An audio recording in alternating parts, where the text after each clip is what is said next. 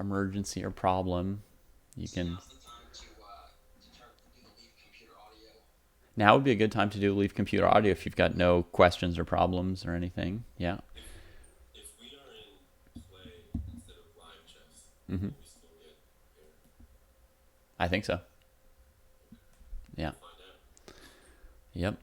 Um, if you're in play, Evan, I can tell you if I see you online right now or not, and that might let us know. I see you online, so Super quick question. If we're like during the stream, are you gonna show like our faces on the stream or just the games? I might show faces. Yeah, Okay, cool. unless there's a request for me not to. That's fine. I'm just curious. Yeah. Okay. Cool. Good luck, everybody. If you need to communicate with me at any time during the tournament, I think I emailed everybody my cell phone number. And you can also use Zoom chat if you like. Would also work. Yeah. Hope that you have no desire to talk to me or anybody else, and you can just play your games in peace. All right. And greetings to our viewers. Welcome to All-Star Weekend. We are getting ready to start off the games here. And yeah, we're going to have some really, really good chess this weekend. I'm going to be minorly discombobulated because I'm doing a bunch of things at once here, but we'll see if I can handle it, and also give you all somewhat of a show. Let's see if I can just kick off the first game here.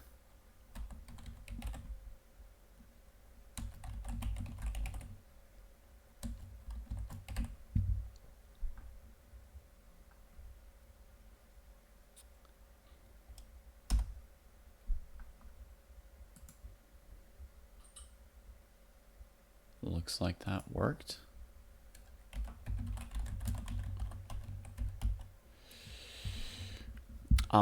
Viewers, are you able to see the first game here up on stream? Do you all see a board? Do you see Alexa and Josie Wales kicking things off? All right, we're going to do next Fizzy Band against.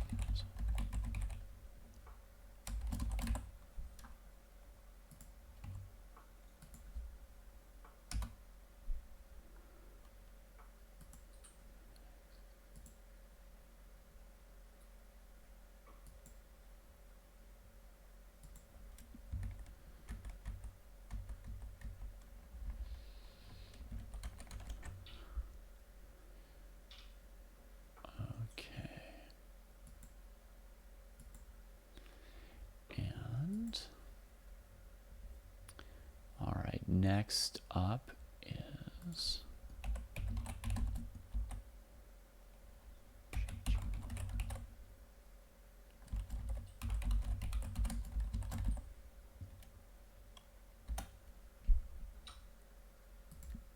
three games up.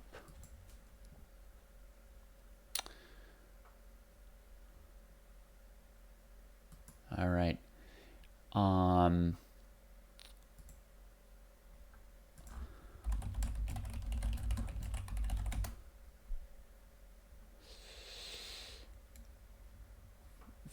Fizzy Band, I hope you can't hear me.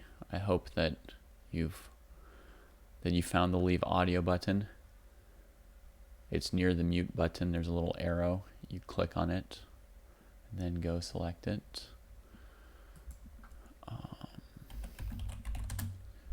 Okay. One more to go.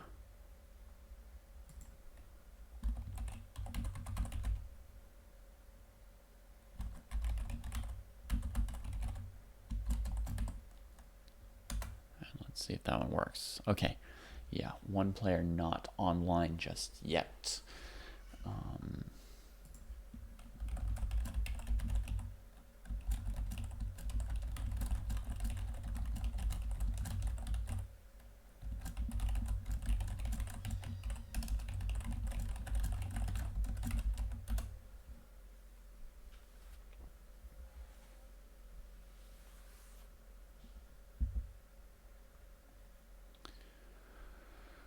Okay, so we're starting to get set here. We've got a few games kicking off. Let me quickly see like who's got opening prep and who's thinking.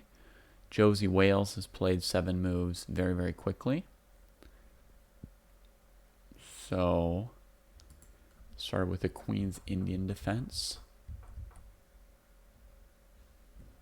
which also looks like kind of like a semi-sloth where after you can play b6, bishop b7. We've got Fizzy Band and which is Vincent Stone against Casa Corley, and they've played a few moves quickly into kind of a normal Petrov defense.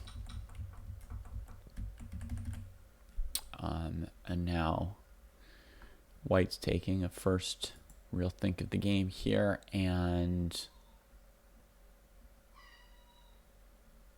it looks like after the Ruy Lopez was played,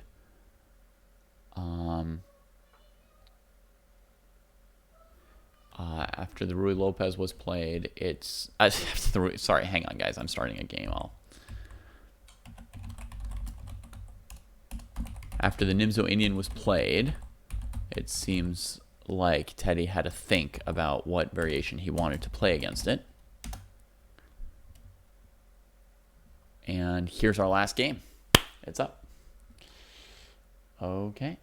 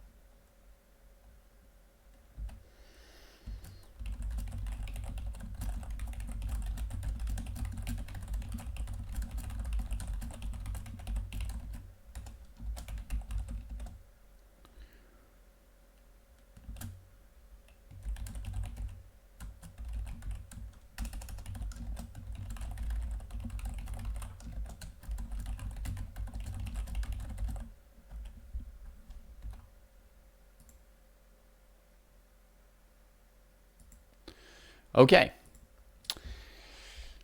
Greetings for real, everybody. All games are underway. We've got the start of maybe a London system coming from Katerina Nemtsova here, playing against Comrade Eyelash, which is Sophie Rose, Sophie Morris Suzuki.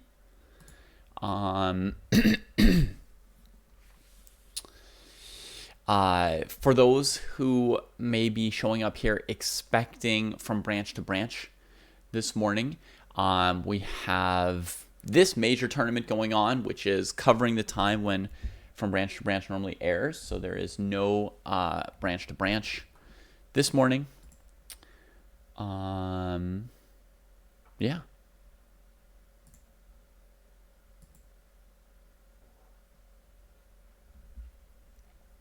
See.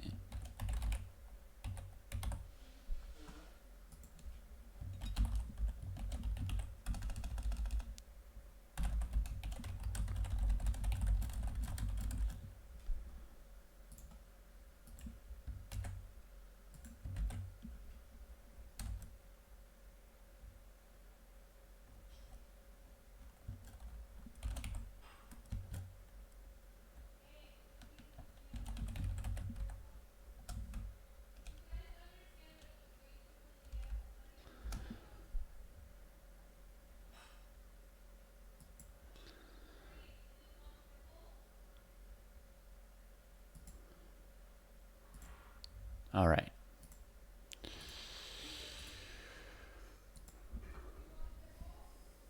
So Sophie choosing a Queen's Indian kind of setup, controlling e4.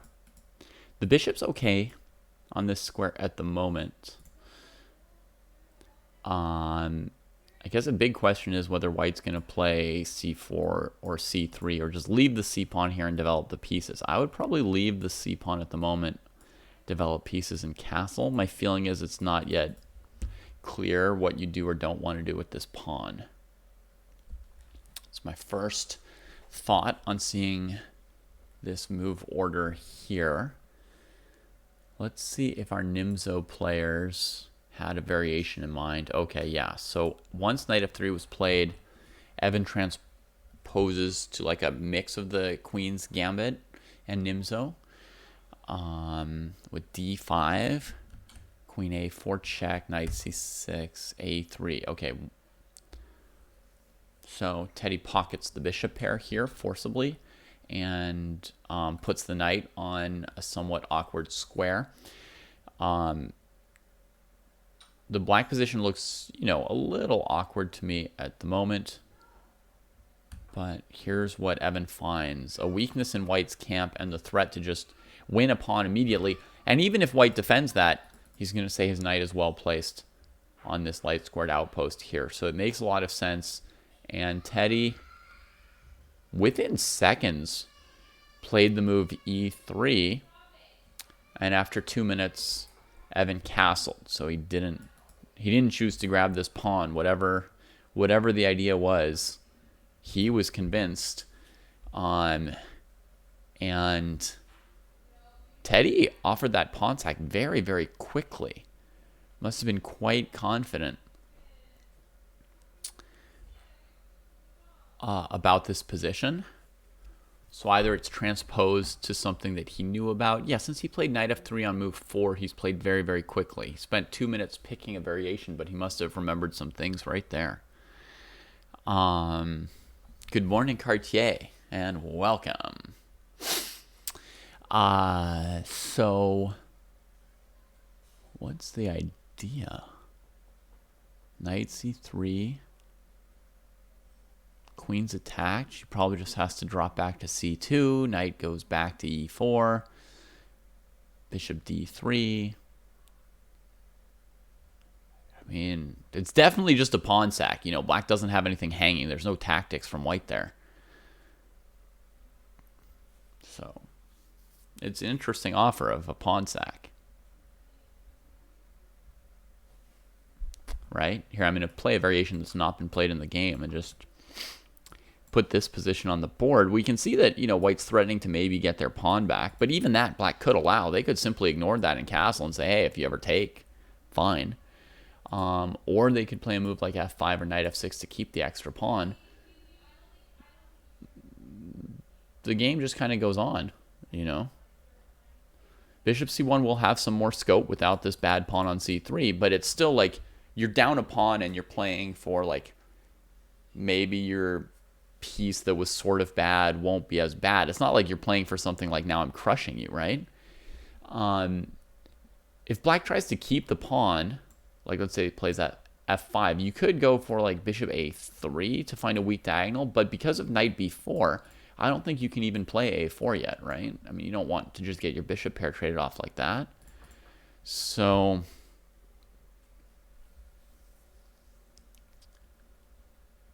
yeah, it's definitely a deep long-term evaluation, not something obvious at all.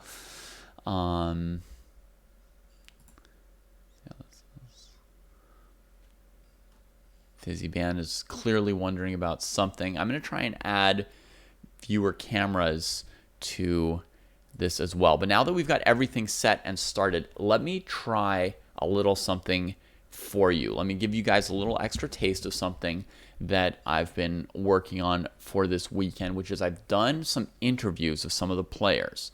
And I'm going to try and play you a clip of one of the interviews right now. Please let me know if you can hear audio or not when I put on this clip. Okay? If there's no audio, please let me know in chat quickly so I don't make you watch 5 minutes of a silent interview. I'll be watching chat and I'll try to fix it if something's wrong, or at least turn it off and get back to commentary, okay? But This next clip, if it plays, comes from my conversation with Alexa. So I'll throw up his game for a second before putting this on. Alexa here with the white pieces against Josiah Stearman. And this is him talking about his first OTB tournament, which he played like 3 months ago in 2021. And this guy's going up against, a team of international masters here this weekend. And check out his first tournament experience from only 3 months ago. Yeah. Okay. So I am sitting down with Chess Dojo All-Star Alexa, or Alexa Morningstar, or as I've just learned, his name is Alejandro. Wait, so something's wrong with it though. It's not the video I wanted to play you. All right. I'm gonna get to work on that. That's the full interview. Oh my goodness. The audio worked, so that's really good. That's really good that the audio worked. I'll get you guys a clip now instead of a 30-minute interview, which we're not quite going to watch right now. Let me see if I could have sworn I clicked on the right one, but let's see.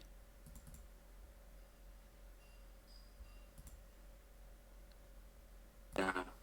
So what was your first okay, tournament experience now that you've started playing?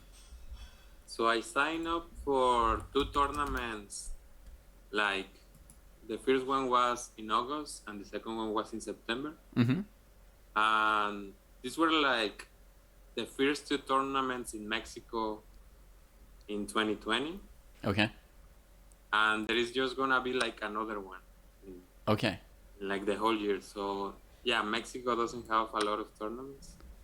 So you have to wait. Yeah, you have to wait like a year to play 1 or 2 tournaments. Yeah, more or less. Pretty much. Okay. How did the tournament go in August? What was your result or feeling or? So it was a bit of a experience. Let's put it that way. Mm-hmm. The first game. I mean. So I'm kind of embarrassed of admitting this, but I joined like the third category, which is the under 1700 category. Okay. Scary. So obviously I wanted to win it. Yeah. And then the first game, I show up at the board. I see a 1450 rated player, and I was like, okay, I want to win the game, obviously. And then I overpush and I lose the game. Yeah. So I lose my first game over the board. Your one game performance rating was 1,000 instead of Exactly. 2,200. So yeah, I lost that game. Honestly, it was. I think my biggest mistake was that I thought for 40 minutes in one move. Mm-hmm. Because the position. It really wasn't necessary to think for that long. And then I had a good position, but I had 5 minutes on the clock. My opponent offers a draw. I decline, and I proceed to blunder. Yeah. Yeah. So yeah, that was my first game. And then the second game, I lose by default. Okay. Because I messed up the times of the rounds. Mm-hmm. I mean, I just got confused. All the pitfalls when you first start playing over the board. You can know everything you want about, the Grunfeld defense or something, and then you don't know when to show up. Yeah, it was terrible. So that's 2 games, 2 losses, no? Yeah. All right, I play the third game, I win that one. And then the 4th game, guess what? You declined to draw and blundered. No, that would have been more or less fine. You showed up late again. Not that bad. Whoops. I'm sorry if I cut that off by accident. That Yeah. I think we were near the end of it. Let me see. the fourth. You declined to draw and blundered. No, that would have been more or less fine. You showed up late again. Yeah, we were right by the end. We were around. Not there. that Okay. bad. Okay. I lost also by default. Okay. This time, my phone rang. Your phone rang. Okay. So yeah, all the ways you can lose by default, I lost by default. This is all right, and there we are. We are back. You can now see Alexa live playing against Josiah Stearman here. It's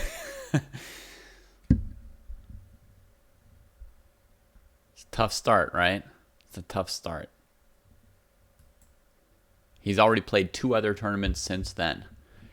So if you check out the full Dojo All-Star interview later on, you'll get to find out how much improvement there was from that tournament to his second tournament and his third tournament.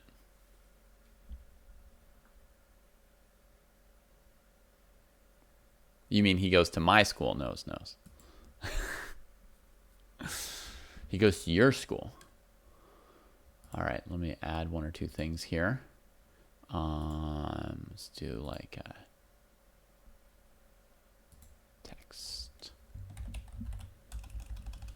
Actually,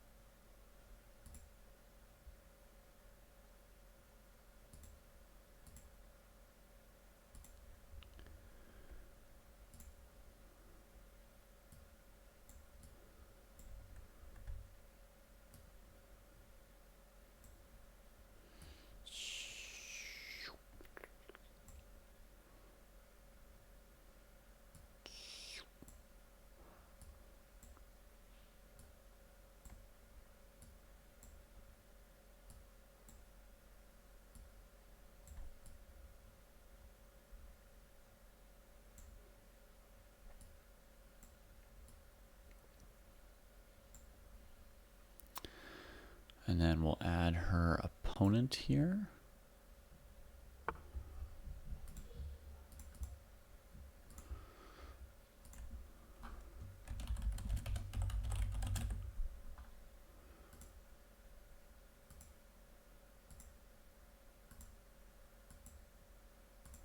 Okay, I'm going to try and do something even fancier.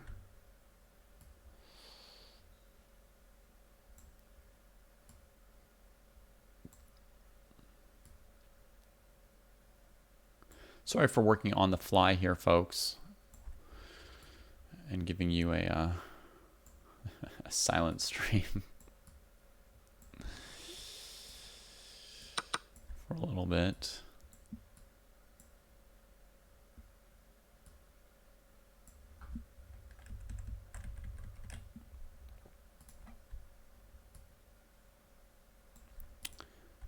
I did ask everybody to join my Zoom call half an hour before, so I could have done this off air while sitting around. But that was not to be today.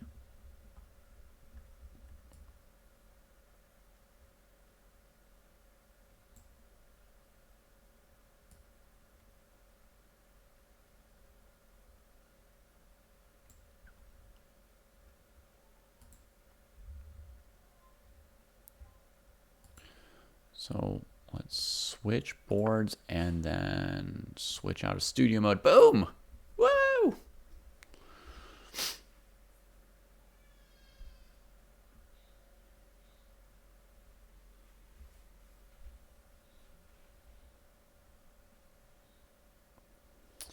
Yeah, knows. Actually, we got up at 6:30 a.m. for those playing in the tournament. They were showtime was 6:30 a.m.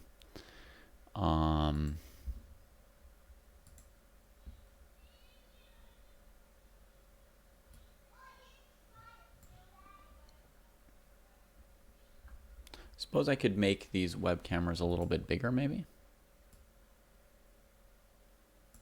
There's room to make them just a tad bigger. Oh, and I've got them in the wrong order, actually. Sorry, this is so not professional looking at the moment. But let's look at some of the chess moves, okay? I'm not a professional producer. So what's going on here? E6, E3.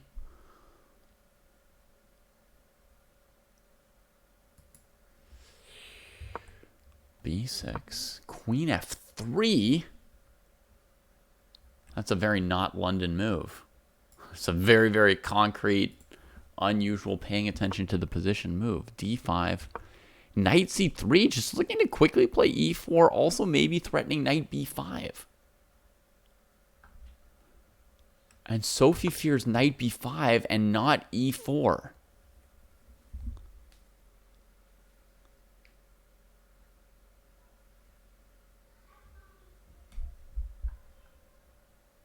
I guess I loved not having my knight on A6 more than I feared E4. You should have feared E4 more!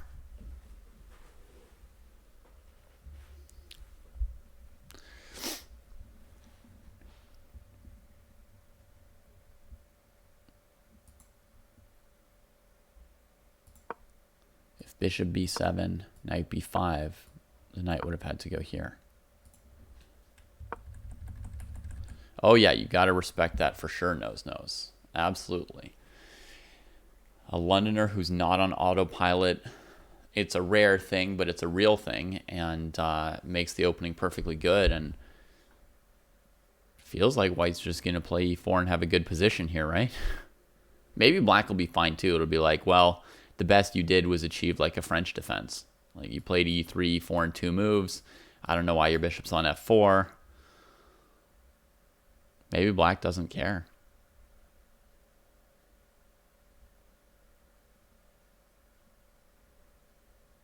Yeah, Cartier, my instinct here would have been to play bishop B7. Stopping E4, and in case of knight B5, just playing knight A6. Sophie spent a long time on this move, by the way. She spent 6.5 minutes on A6. That's her big think of the game. Katerina's big think was on this Queen F3 idea she came up with. So.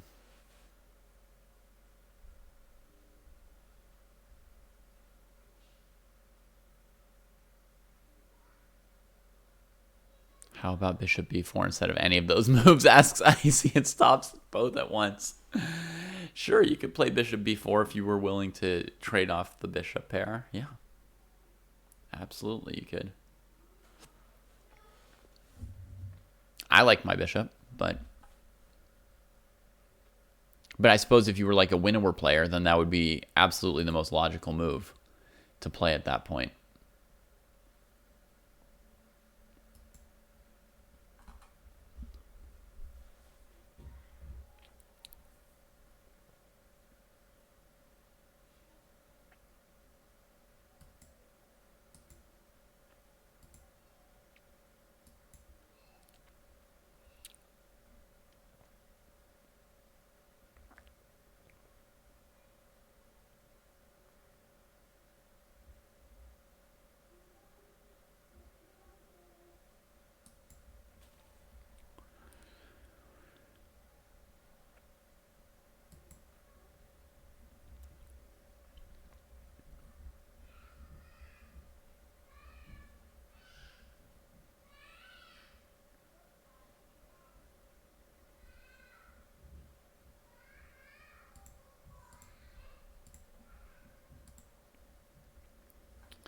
Okay, yeah. Most action going on here between Alexa and Josie Wales. And Josiah still has basically his entire hour and a half.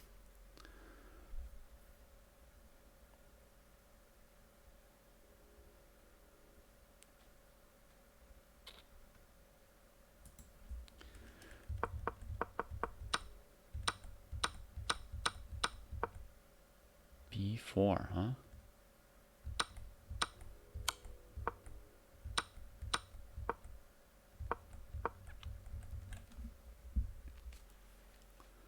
Well, the white rooks are coming out so much faster than the black ones that I would say this position looks very dangerous for black. White's up 2.5 tempi of development easily.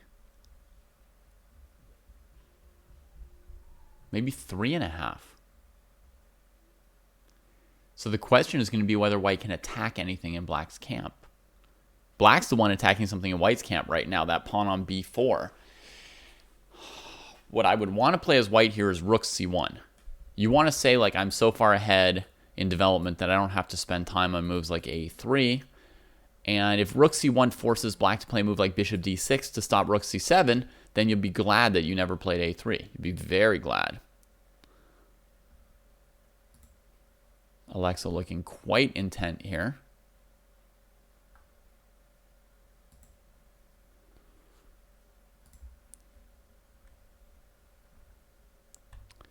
It looks like my webcam has, or my camera view has a mistake on it. Let's do it like that.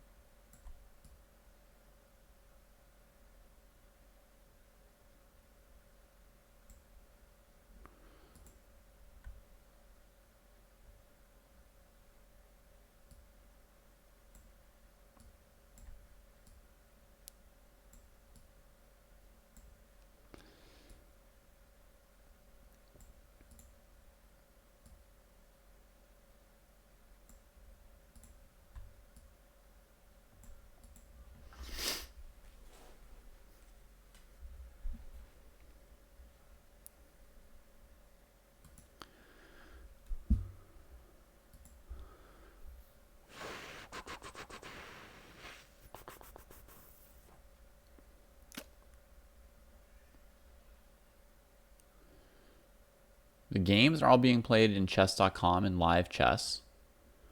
If you follow these usernames, you can find their games, I imagine. There's 2 rounds each day, Adam. They're playing 90 plus 30, so these games can go, 5+ hours.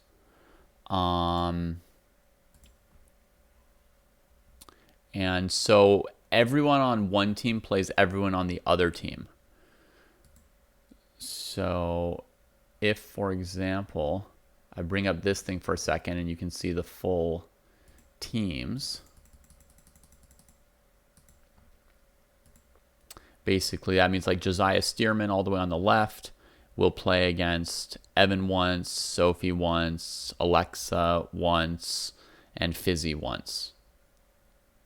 Now, Alexa's real name is finally going to be revealed. That's one other thing here in All-Star Weekend is we are going to learn Alexa's true name. Similarly, if you're on the Dojo All-Star team, like Evan will play one game against Casa, against Teddy, against Katerina, and against Josiah, right? And Sophie will play one game against each of those 4 as well. In the end, a total of 16 games, and we'll see which team wins, which team scores more than 8 points. The heavy favorites, of course, are the All-Stars as far as that. But let's see what Sophie thought of the question of which team would be favored, shall we?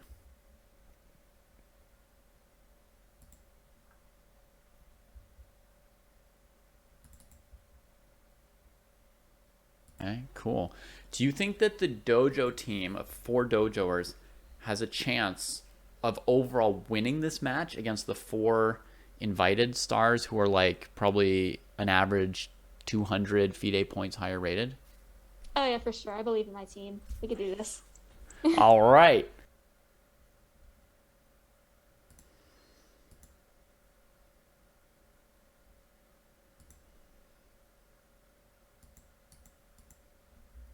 All right. I don't know if you guys could hear that or not. Hopefully you could.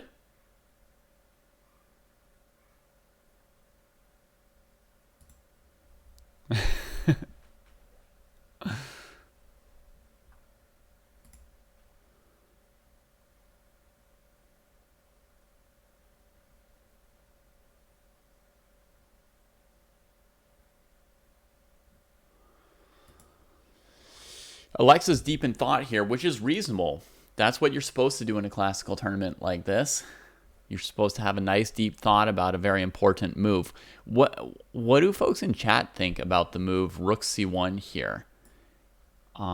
Is that our best move? Is it okay to sack this pawn? Does black have a good defense against Rook to C7, which would be the main idea of this move?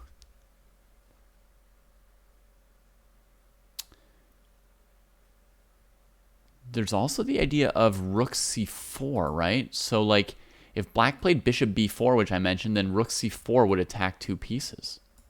If black played Bishop D6, which I mentioned, then Rook C4 would attack the knight that's defending that bishop.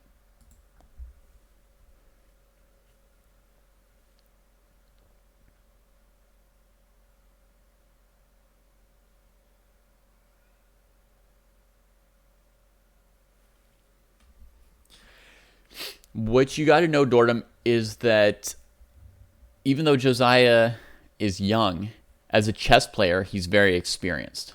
You know, he's been playing in chess tournaments for, oh my goodness, the sunrise is beautiful.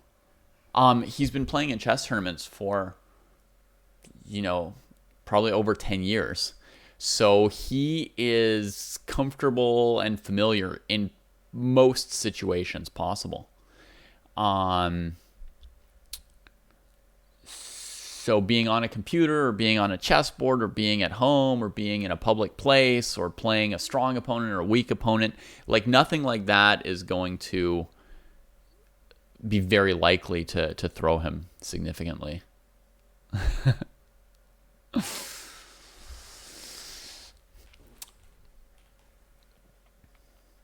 I'm looking out to the southwest nose and seeing not the sunrise, but sort of opposite the sunrise, seeing how it's tinging the opposite side of the sky. Rose and purple.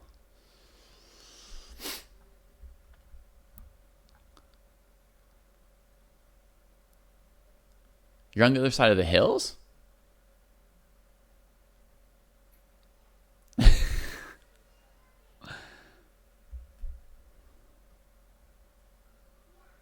Aren't you in Berkeley with me, nose? Rook C1, maybe Rook D8. This rook's undefended, and if you trade, the king comes over and defends that square. Nice. You've got the commute life going. Oh, man.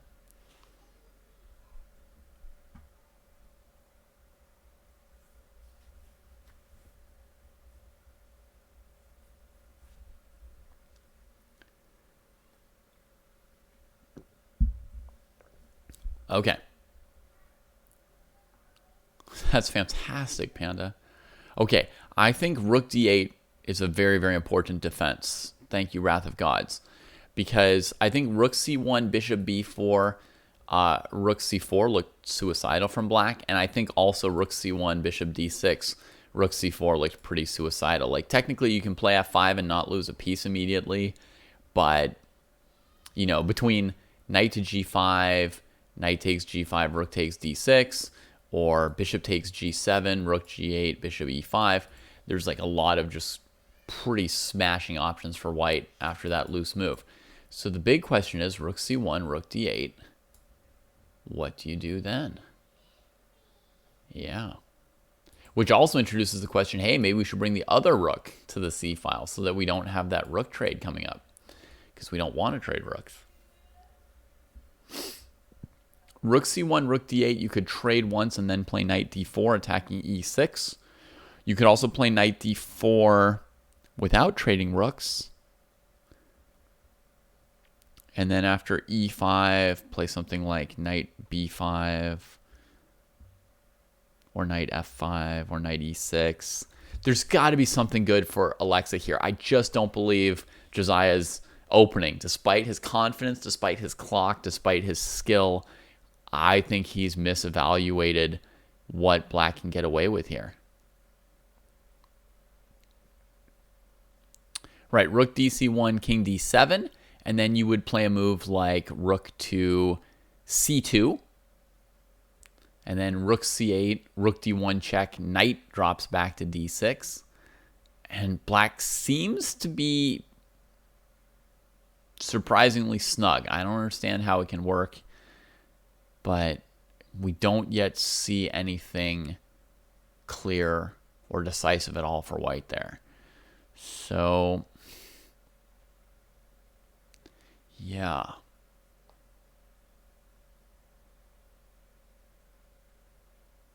Rook dc1 might let black play bishop d6, but still rook c4 is an issue for black, right? Because you're attacking that knight.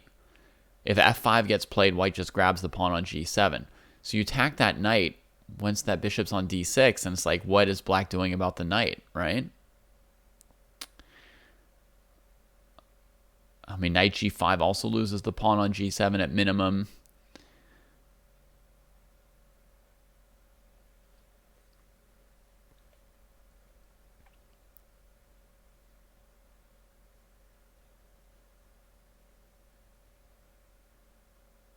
It is interesting. Yeah, they're playing pretty. Some of them are playing pretty solidly. This is solid, and the other game where one of the invited stars has black, Casa Corley played a Petrov's defense, and there's also been a queen trade fairly early in that game. Let's see real quick. Just get a quick taste of it. Queen a5. Okay, Fizzy made that choice because, you know, a2 was a problem. On the other hand, you could say Casa made that choice, played queen a5. I mean, was ready to do this. So we're definitely going to see some endgames here. Yeah.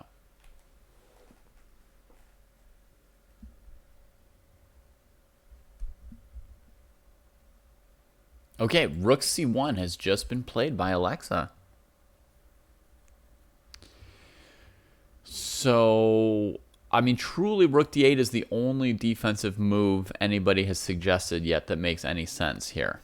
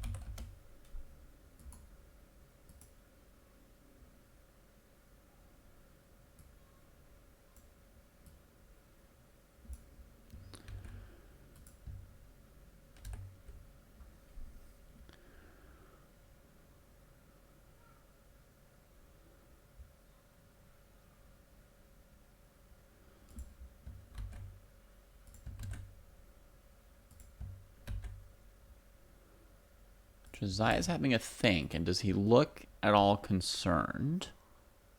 I suppose one could say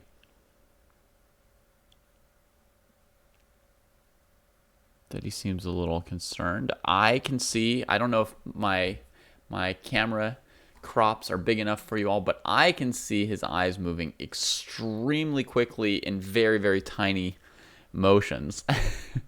So he is calculating very quickly right now. I can tell that's what he's on at the moment.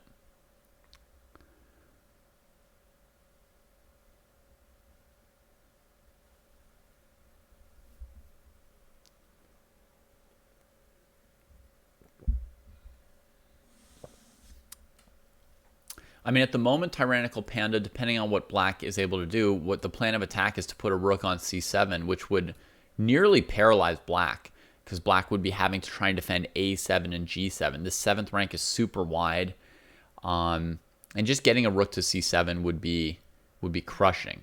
So as far as the plan of attack, right now the players are calculating whether or not white can force a rook to c7 or not, and looking at different defenses for black. And then the other points for white to maybe attack are these two squares, because if we see rook d8, there's a very good chance that in some way we'll see a move like knight d4 attacking e6, and then maybe at some point knight b5 or knight c6 attacking a7 as well. So those are the two weakest like targets at the moment for black, for white to work with, as white tries to get a rook to c7. On rook d8, I could imagine white also just trading and going straight for knight d4. You're just eliminating your opponent's only piece that's in the fight. Go straight for knight d4, and then on e5, knight b5, and you're saying this pawn just can't be... Or, sorry, knight c6 check and take that pawn. Wow. Yeah, so rook d8, king d8, knight d4, in a sense, is like threatening two pawns immediately. Black could try to defend with king d7 there. And then white would probably play knight b5, threatening a7 and threatening rook c7. So it could get hot really fast there.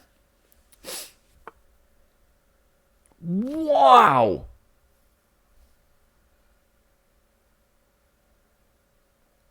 Just e5, keeping this knight out, not developing, allowing rook to c7.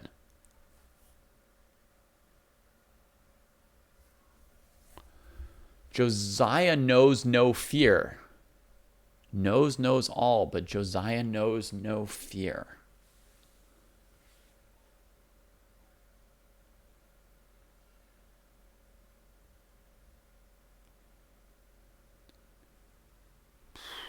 I would fear rook c7. Honestly, I would be terrified on Josiah's position here. Absolutely terrified.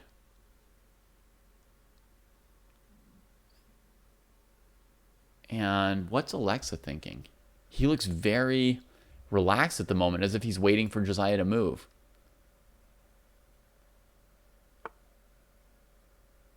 No, he knew Josiah had moved. He was thinking about his move. He leans forward and puts the rook on the 7th rank. And he looks calm. He doesn't look excited like I might be in this position. I might be like, like, oh man, I'm crushing. Josiah instantly plays knight d6. He's got a plan. He saw rook c7 coming. He thinks he's defending against it. I think he's getting squashed. Absolutely trashed.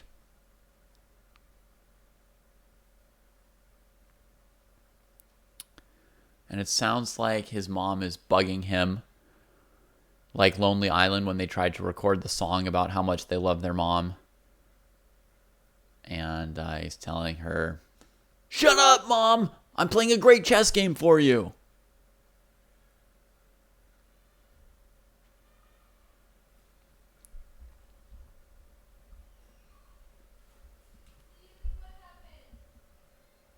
I can't believe, like, his position is the flimsiest thing ever here, folks. I mean, a couple moves I'm considering for white here are rook takes g7 and knight takes e5. Just to give you, like, a taste of what I think of black's position.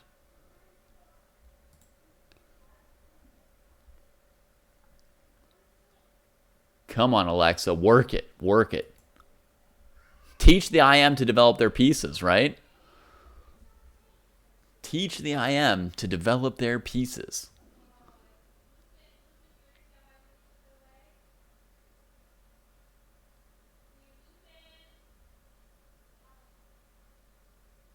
Outrageous. Outrageous play from Josiah.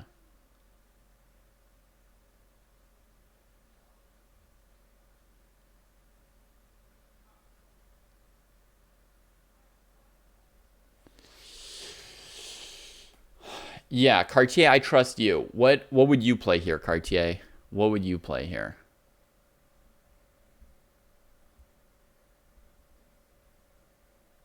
White's position is much more developed. That's right. White has 1, 2, 3, 4 developed pieces, and black has 1. Plus, it's white's move. And notice that the black pieces are not just undeveloped, but if you develop them, you lose a pawn. If you develop this, oh, I guess you wouldn't lose this pawn. This one's going to take a long time to dig out. Nose, and Icy both want to play a4, a5. Okay, maybe I'm wrong. But come on, Cartier, back me up. Is it time for knight e5? The knight can't move right now. Might as well do something with it, right?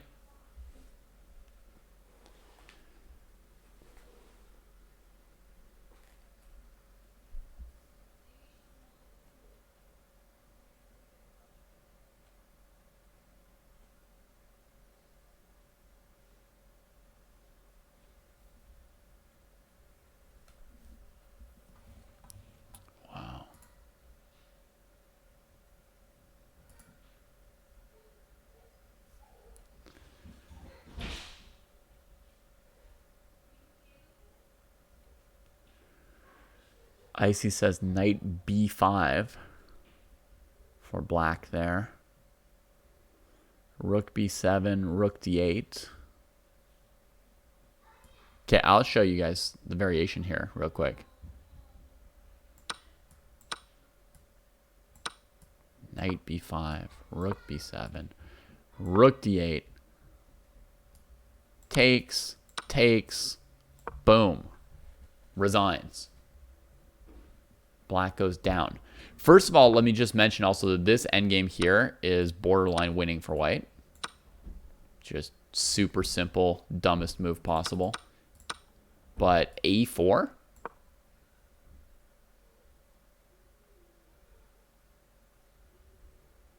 Knight a3?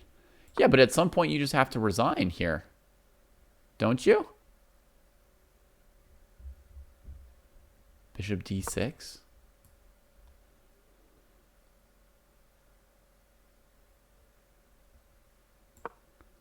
Bishop g7. Knight a3. I mean, you might as well resign. I'm threatening to go up like 4 pawns. No. I thought f7 was possible too, Mitch. And in that case, we just retreat the bishop. Let me remember where. We just want to do this next. I think just here. And now I was thinking maybe rook d8 for black. Because on this move, you can play here. Actually, maybe that's not winning. Black just plays here and they're fine. Okay, maybe black could try bishop d6 here.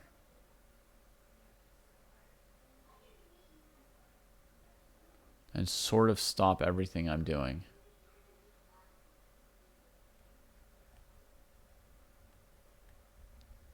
I wouldn't resign there, Icy, but it would that endgame would have been winning for white with 4 pawns or so.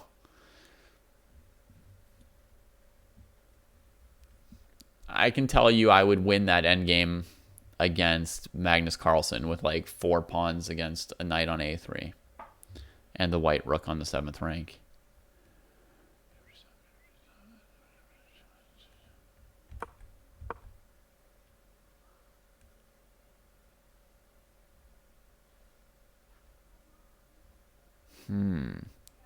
This move here, though, this bishop d6 move here is providing some defense.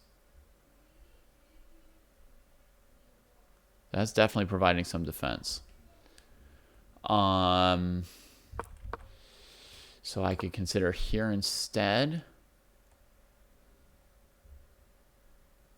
So my idea is to try and play this move. I guess on g5, I'm going to maybe have to play that move anyway. I don't really want to give this up.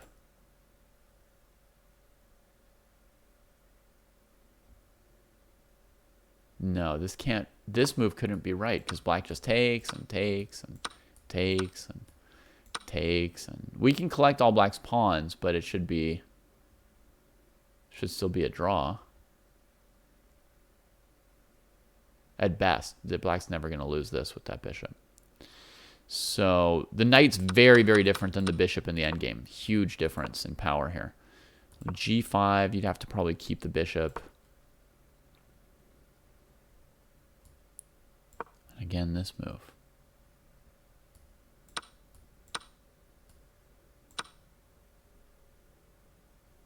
We got 1 tempo on this pawn to try and do something before black challenges here. But again, it looks like black might just be able to hold this one. White's got an edge in this endgame, but I don't think white's winning.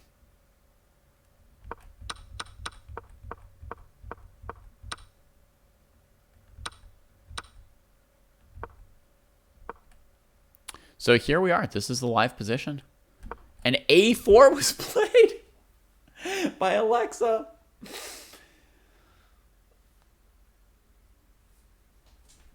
All right, Icy. You win. And knows, I think, also wanted to play a4. I think those were the two who were advocating for it.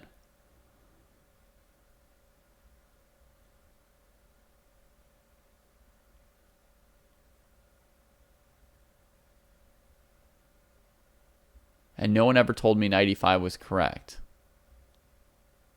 Except GZT at least validated that knight e5 is what they would play if they had to play quickly. Nice.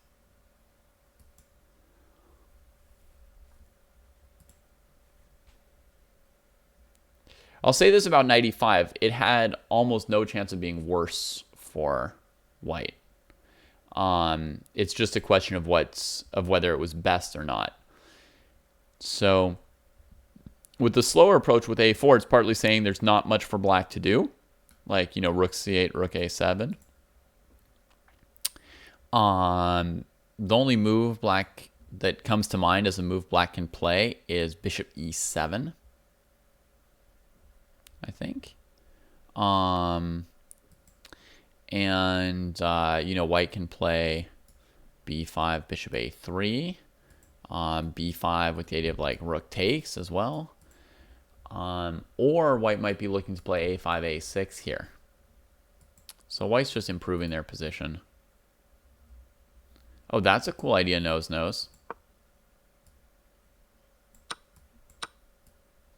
Let's see it.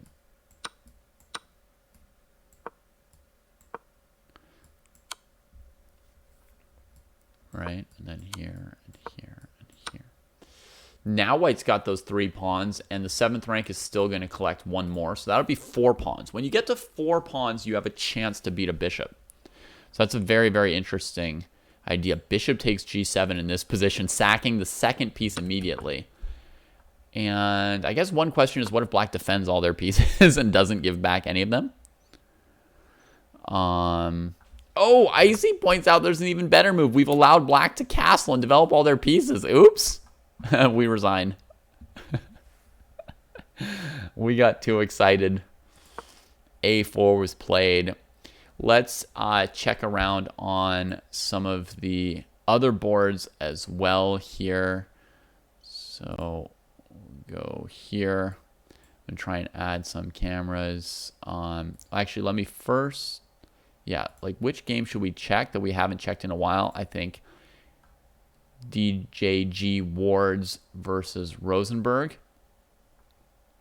So let's review the move since we last saw this position. Rosenberg just castled. Bishop d3 was played. f5 supporting the knight. Queen c2 stopping the offer on that c3 pawn. And just bishop d7. Miserable little bishop d7. As black, you might like to play b6, bishop a6, but I think as soon as you play b6, white will trade on d5, and then you won't achieve bishop a6 so easily. So bishop d7, a4, looking at bishop a3, bishop a3, trade. Look at white not castling kingside. King h8 from Rosenberg.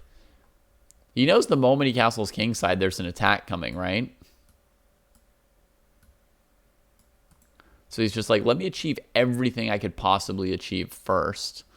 Try and force all the black pieces to commit to defending the queenside or center before I castle. Heck, I could even play king e2 if black keeps playing moves like rook h6, right? Maybe never send my king over there. So this is the live position. You guys can start to have a look at it while I add some more web cameras.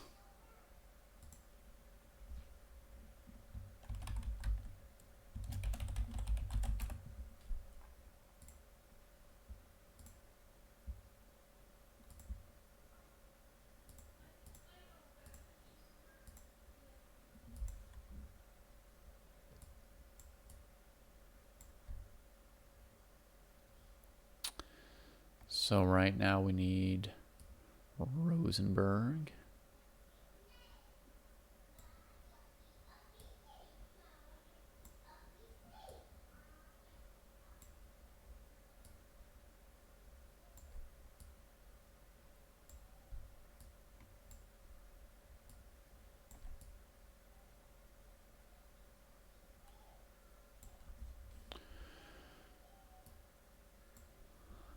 then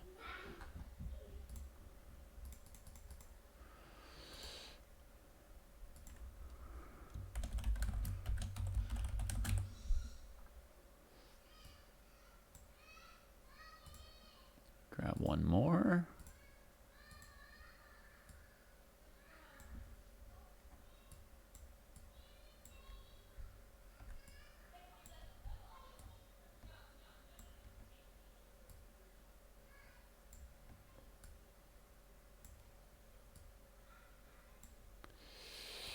Sorry again for doing the production right in front of all of you instead of having everything set in advance.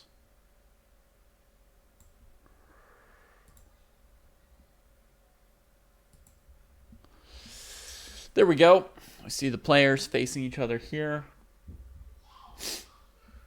Oh, and just as I set the web cameras, my co-host comes in. Ah!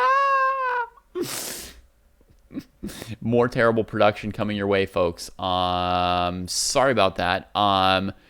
Wrath of Gods, you want to do the commentary via chat for a minute here while I set up? Okay. Bring in Seth.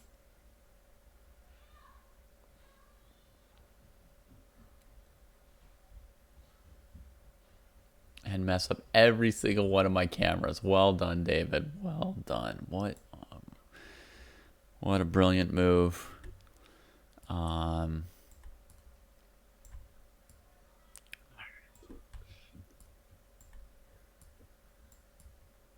Sterling performance. Oh, man. And I'm going to have to reset all of these again. If Seth leaves me one day. Oh. Rosenberg looking kind of stressed. What do you guys think? If we've got these web cameras, we should talk about that. Okay. So let's make me smaller. Bring Seth in.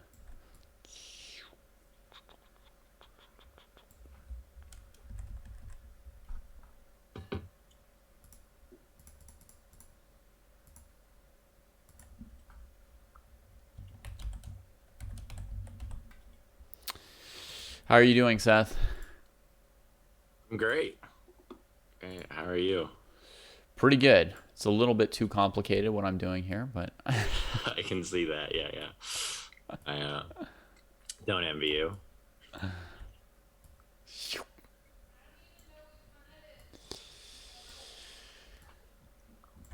Thank you for joining us here today. Yeah.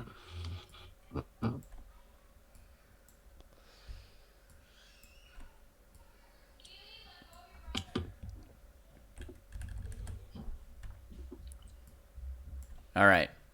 I got you. Just what everyone wanted to see.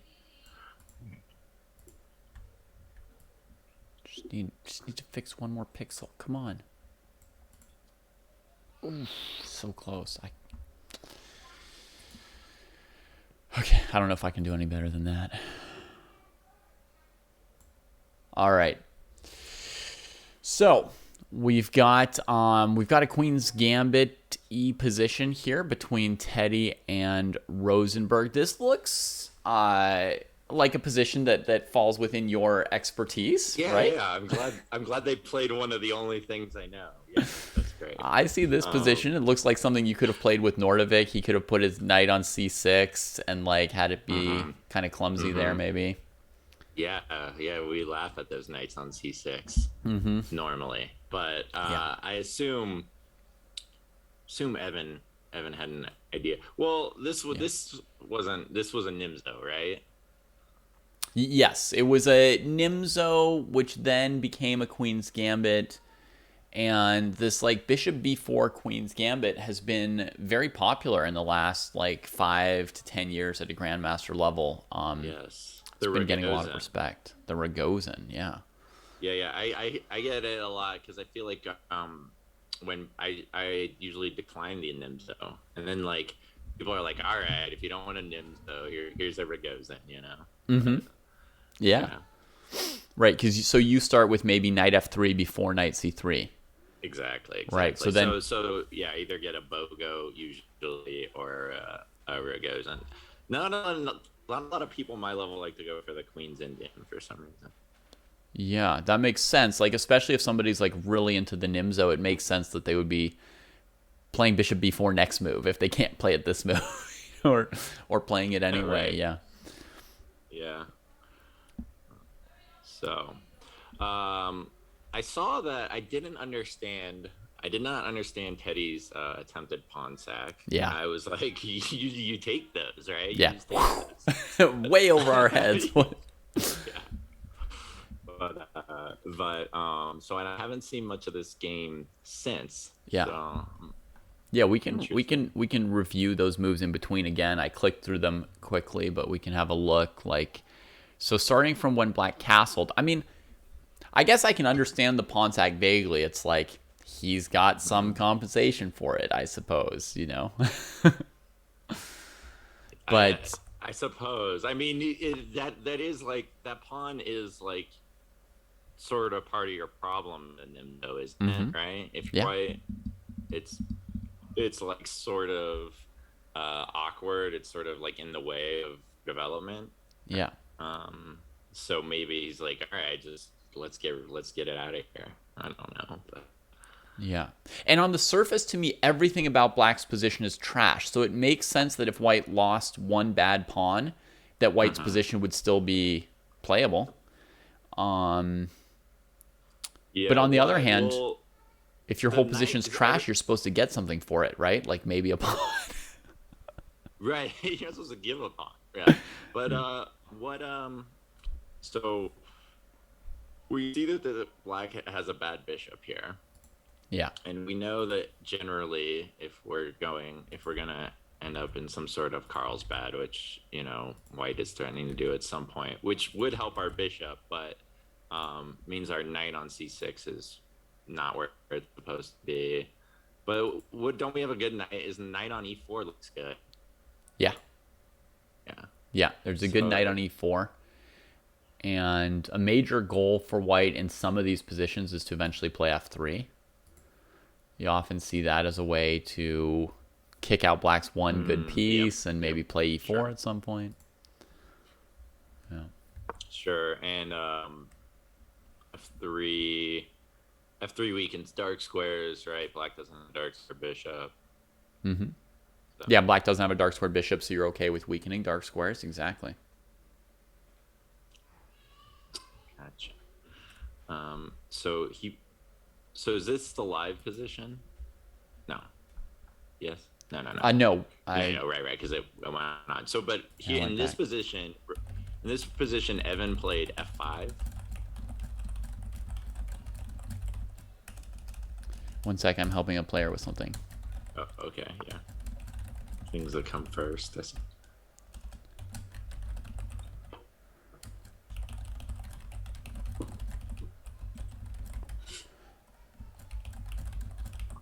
Oh. Mitch says.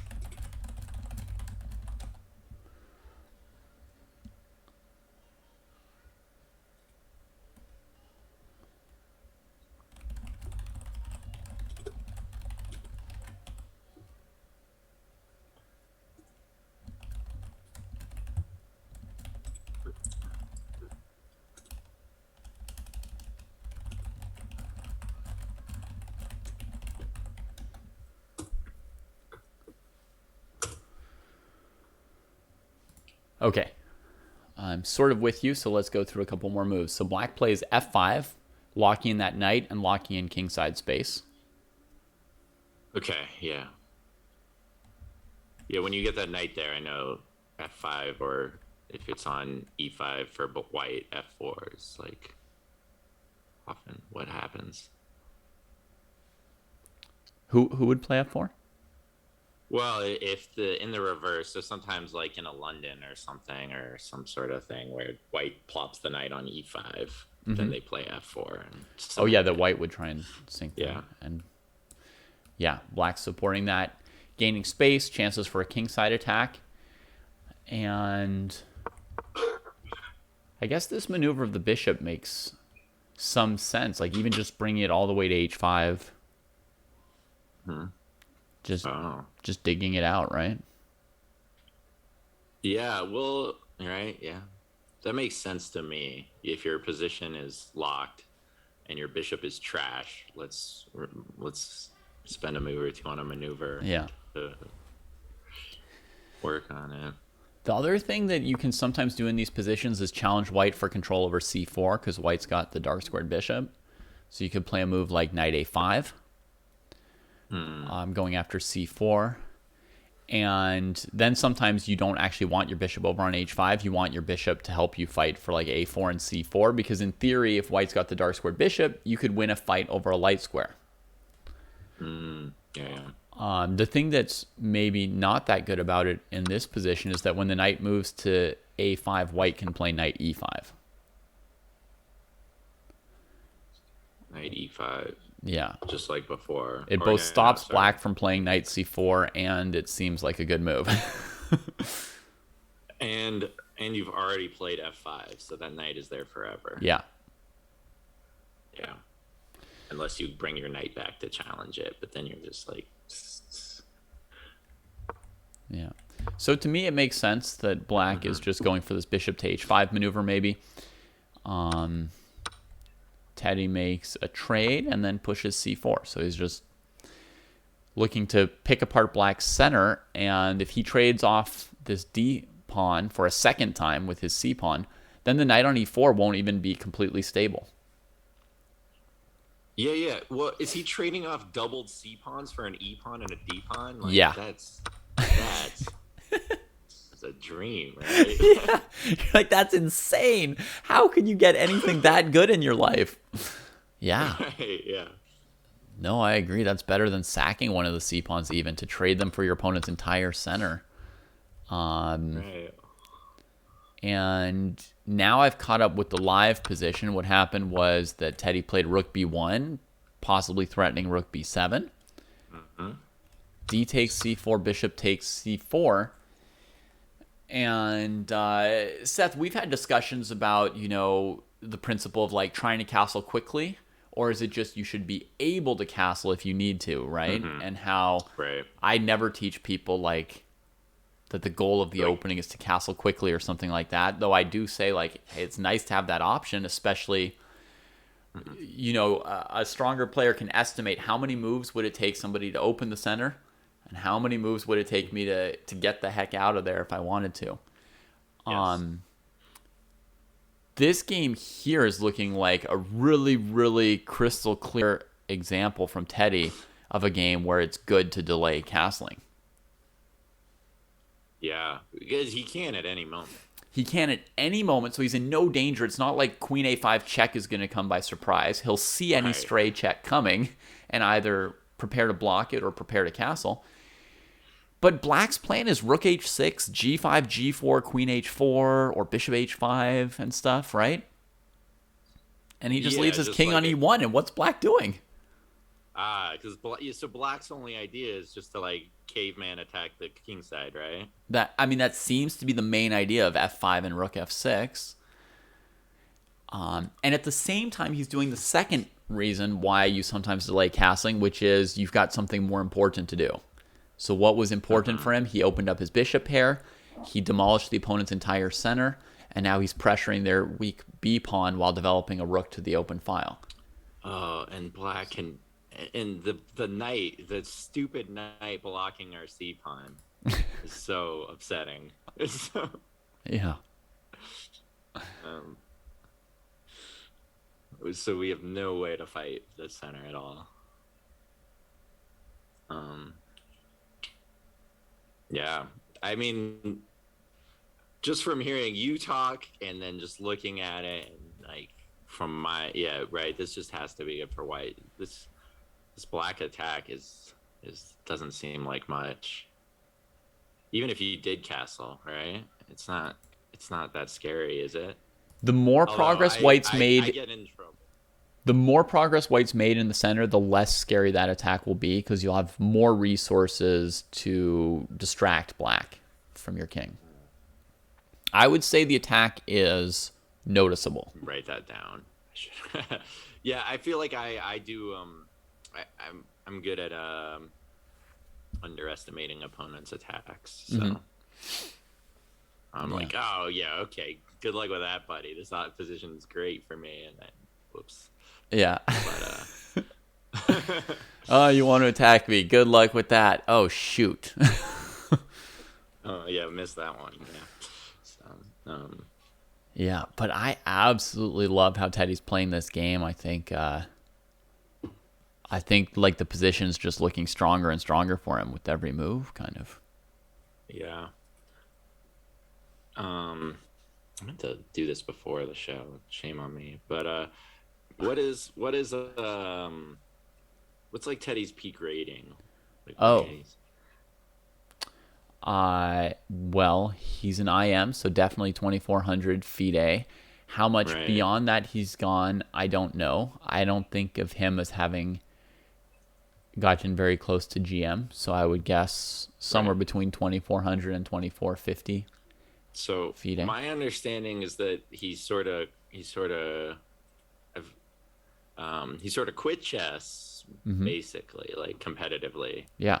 Yeah. He's worked a job, a not chess Right. job. Yes. Yeah. So I've seen him. I've seen him in the chess.com things, the I am not a GM Right. events, and and he's surprised some people because that's like whoever's like maybe Robert Hess or someone we talking about who knows him, I think, and he's like yeah, Teddy doesn't play chess anymore. It's gonna be tough for him, and then he would beat somebody really good. Yeah, no, he's a good player. So that is for sure.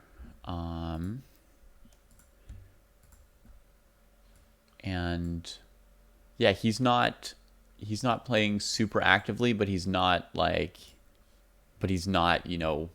over the hill, doesn't pay attention, doesn't look at chess anymore, right? So he's in between, right? He's somebody who's strong and Right. still maintains their chess, still loves chess. He was very excited to come play in this event. That's great. Very enthusiastic about it. But he's not somebody who's traveling to OTB tournaments nonstop and all that. He has a life outside of chess as well. Yeah. Somebody asked about the standings. Right now, the standings are 0 to 0 to 0 to 0. So this is the format is a total team event. So Yes. strictly Dojo All-Stars versus other All-Stars. Yeah, the 4 dojoers play the 4 invited players. Okay. Yeah. I knew that. I just wasn't sure if it was like at the end it would be individual standings, but it's just whichever team. Oh, in the end, the prizes are actually individual prizes. Oh, okay. So there are cash prizes of 1100, 900, 700, 500 for the top 4 individual scores.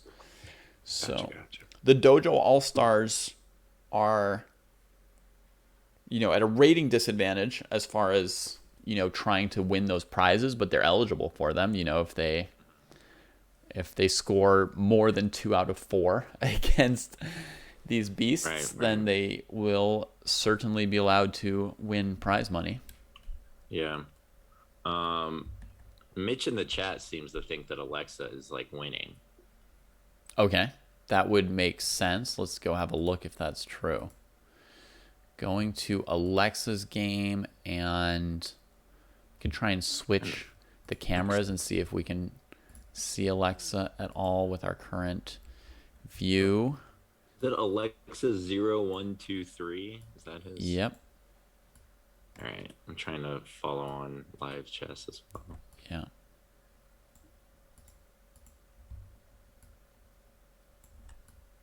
Unable to. Huh. All right. Do these.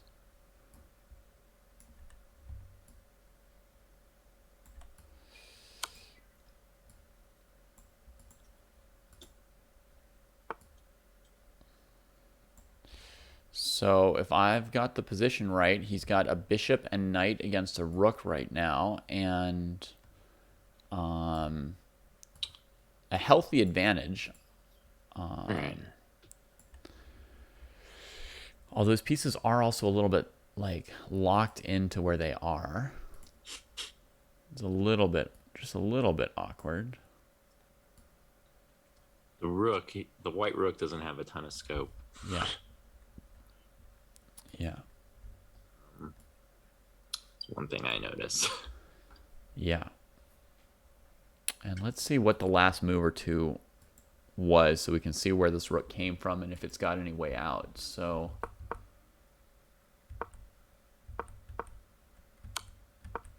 okay, so that's where we are. So last move he purposely went here.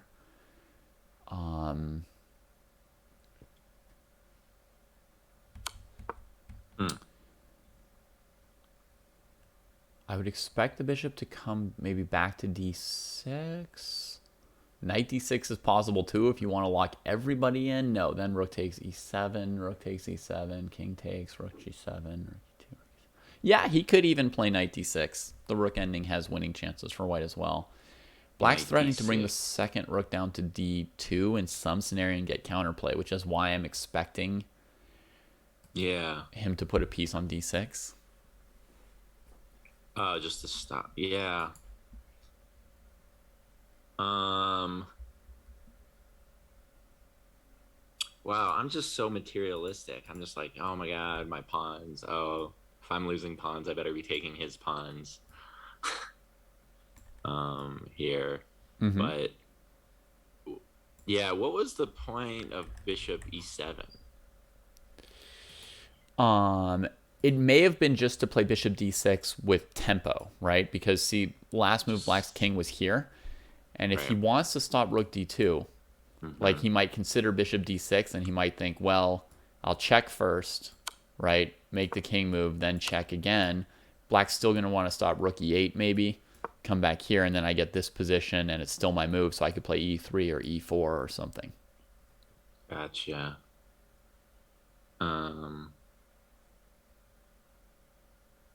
Is rook e7? Is that not a move? Could white play rook e7 in some scenario here? Yeah. White can also play rook. White could trade one of the rooks, but generally speaking, the player with the bishop and knight wants to keep their last rook. Wants a rook. Yeah. It helps them to win these endgames in many ways. For one thing is it can help control your opponent's counterplay. If you ever have to do a thing like you win 2 pawns on one side while they win 1 or 2 pawns on the other side, like your knight will really struggle to control the opponent's passed pawn. So if you keep a rook on the board, it'll help with that. And also if you try to set up like a mating attack against Black's king, it'll be really handy to have that piece, have that one rook on the board. Yeah. But you definitely want a bishop and knight versus a rook, though. That's right. That's in general better, isn't it? Yes. Yeah, the bishop and knight is better than the rook. It's just the 2 black rooks can be slightly redundant. The 1 white rook does a lot for white. So Oh, I see. white wants I'm to just keep that looking now, variety though. for I'm themselves. just looking at right now, though. The rook is threatening to like double Yeah. and just go. Like that scares me. Yeah. So Okay, Alexa plays the move that chat was thinking about, which is knight g7. And chat was talking about if the second rook doubled down, you could then put your rook on f6 to cover f2, right? And then after rook e2, from black, you try and control this from here, and now, reorganize your knight and bishop, or maybe start pushing the g-pawn up the board as a potential. We're so happy about this. Right? As a potential pass pawn. So this could be a really good position for him. So as I was expecting, in response to knight g7, Josiah just takes on e2 first with the rook. The reason is that this way, white can't play rook takes f6 because the bishop's still hanging. You could play bishop takes f6. Though. You can play bishop takes f6, and then when the rooks double, your bishop's blocking the rook. So you collect some material from your opponent, but black might collect f2 and h2 and get like maybe a little closer to a draw. Yeah, just too many pawn trades. Yeah. All right. So that's what he's got to sort of figure out next is, does he want to play bishop f6 or just leave this situation? Because right now he could always answer rook d2 with rook f6. So he could play a move to improve his knight, like knight e8. Oh, and then knight d6. That could be good. Knight e8. Knight e8 might be a good move. Wow, a move I would never consider. Yeah. Well, maybe it's a check, so, you know. Check. Potzers look at checks, I guess. We're going to attack this f-pawn 3 times before we take it. Whoops, sorry, that's just me, I think, folks. Yeah. I think... But yeah, it makes sense. The only other... you don't want to bring it to f5 because, again, you just don't want to get in the way of your rook. Right, so if we played knight f5 straight away here, then rook dd2, and we would need to have some kind of plan for what we're doing about rook f2. White's king is not in any danger of getting checkmated yet in any of these situations. It can always get away to g4. The problem is if we trade too many pawns, then we don't have a lot left to win the game. So white is certainly willing to make pawn trades, especially like trade 1 pawn for 2 or 2 pawns for 3. Like you need to get ahead of pawn at some point, create a passer to win. But white's not going to want to make like a ton of equal pawn trades, like 3 for 3 or something like that is not going to be thrilling for white. Right. I think Icy's correct that from like a computer standpoint, white's position is winning with any of like their top 8 moves or maybe even more. But you have to have like a plan and a technique, right? So you can play moves that are technically still winning, but like drop, a third of a pawn of advantage every move. And then if you don't have a plan soon enough, you're in a draw. There are many scenarios here which can still end in draws. So white needs to pick their moves quite well. Surprises me. I trust Icy, and you seem to agree that he says anything wins, but it seems... These seem to me like the position, like they're like certainly like 2 result type of positions, but right, it's so hard to win a chess game, especially like against good players. That right, like yes, if we're talking like computer wise, right, like plus 1.5 is like the line between winning and like approximately, yeah. Right. So like plus 1.5 is a huge advantage that you need to secure for yourself before you're winning. And I don't know, this would seem like one of those classic 2 result positions, but not like, oh yeah, whatever, white's winning. Yeah, that's correct. But Icy's a better player than me. So.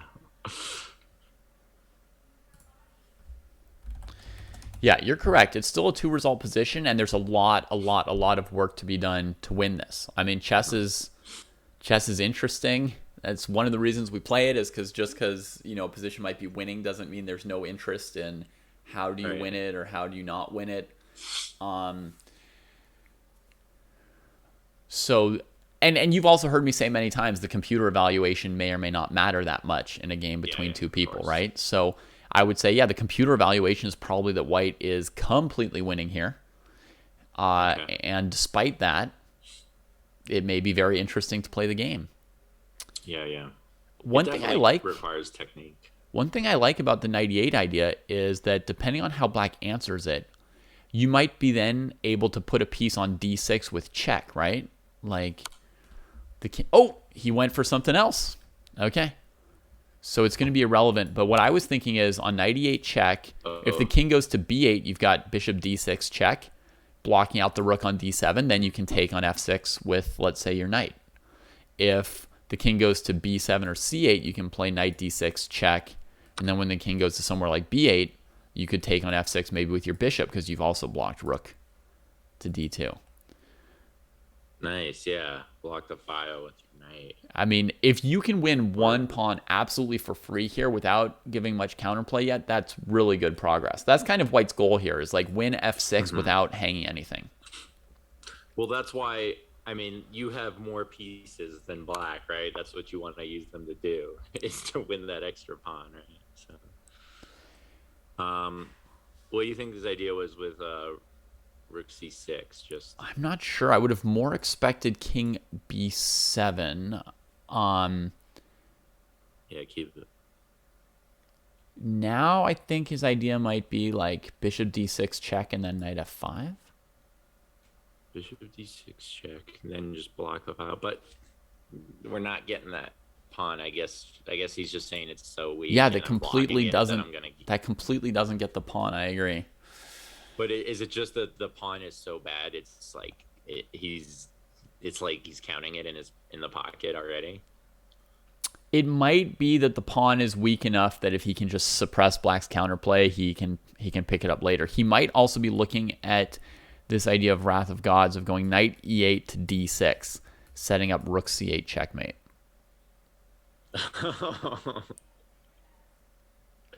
Yeah. So that means in this position, he might play knight f5, let's say. And then if the rook comes down to d2, he plays knight d6. But, I mean, rook check, king here, rook check, king here, and then rook c2 covers the mate. Yeah. You burned a lot of bridges if you do that. Yeah, we gave up 2 pawns to threaten mate, and then black defended it. Dang.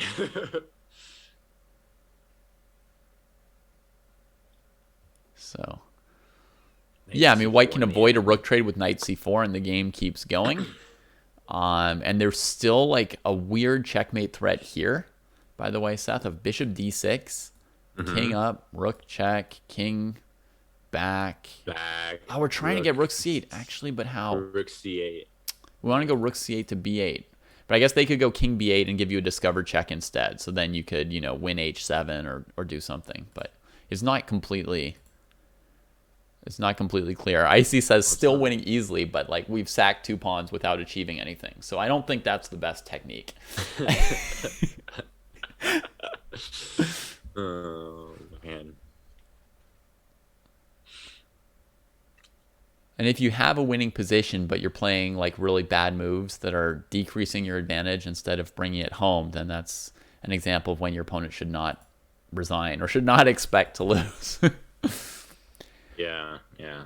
So I think we're going to see bishop d6 and then knight f5, probably. That's kind of what I'm expecting here, but we'll see.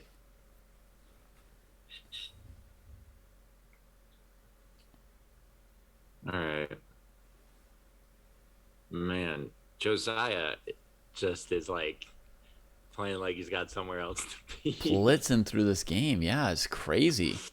Um, And I'm going to go back for 1 second and just find out how Alexa traded a rook for 2 pieces, because this game is pretty interesting. So last I'd seen was a4 from white. Exactly, I see. If you show good technique, your opponent will resign earlier. If you're like just sort of like, my position's winning no matter what I do, oops, I hung a pawn, whatever, like your opponent's going to be really, really emboldened to continue defending. I was just about to say that word, yeah. So rook c6, king d7, b5. Yeah. Mm-hmm. Rook c8, trade, and here. Oh, man. Yeah, this is just like easy direct win from Alexa. I got to say, this opening was just completely wrong by Josiah. I mean, he was just down all these tempi, couldn't stop the white rooks from coming to c7, c6, etc. You think rook c8 is a blunder? I think black's position is just dead. What should black play?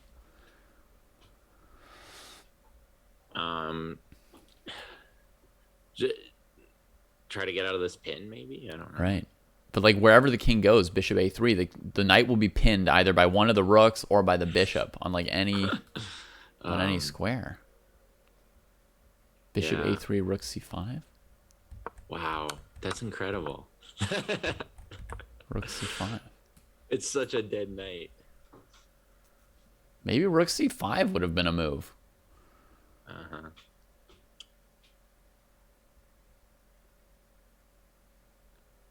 Yeah, why not play rook c5 there? Right. Is that it? Would that just be even trades? It's not totally even. If these trades happen, material is even. But this position is like very, Isolated very, c-pawn. very good for white. Yeah. Like this. Mm-hmm. Blockaded, isolated pawn Yeah, it's a pretty amazing position for white. with control of the open file. Yeah. If black plays rook d8, white can even play rook d5. Mm-hmm. Because weirdly, black would never be able to like take that pawn on d5. Like even though my king's not there yet, but So in any trade, oh yeah, your knight controls the square in front of the pawn. yeah. That's handy. I mean, this might just be technically losing as well, but I don't know for sure. But it seems like you would try that rather than playing with just two pieces against a rook. Because this position here, I will say, you know how Icy's saying that every move is winning. This position here has a lot of room for white to mess up and then like get a grip and still win. That other position, if it's technically winning, like white has to do it exactly one way. There's not 100 options. Yeah, that's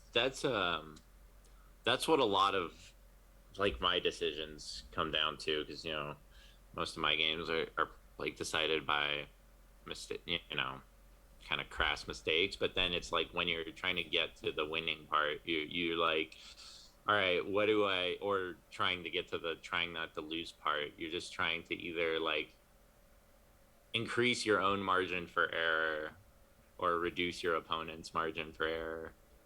Mm-hmm.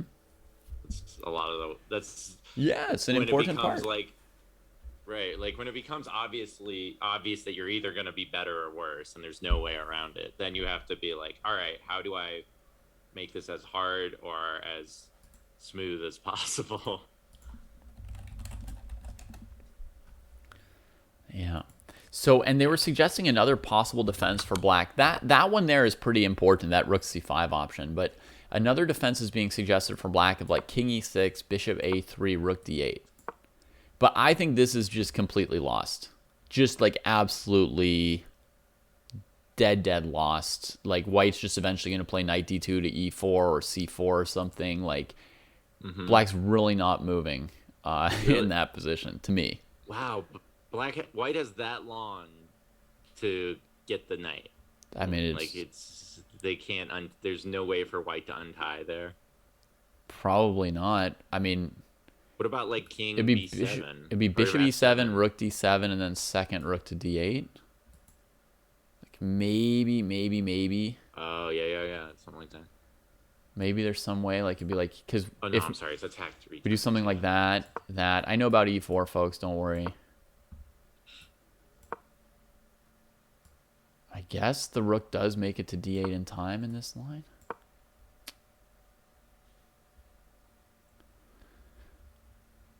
Rook d8. I mean, this is like that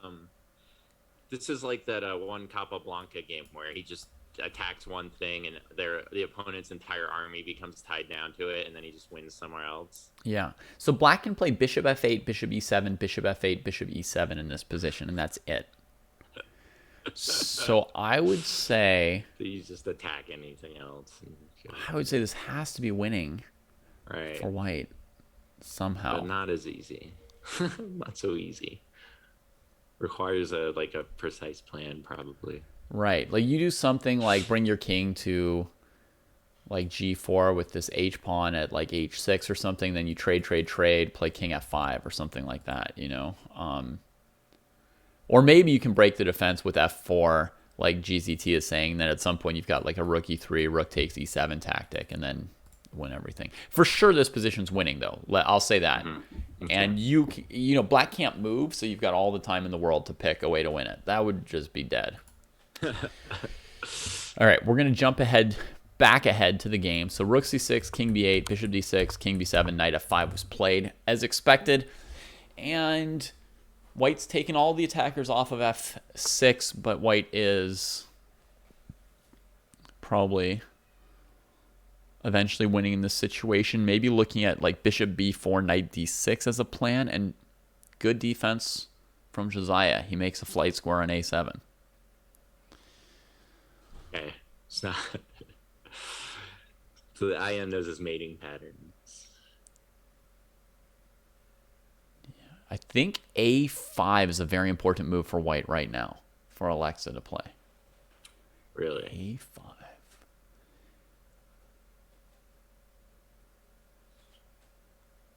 Seems like.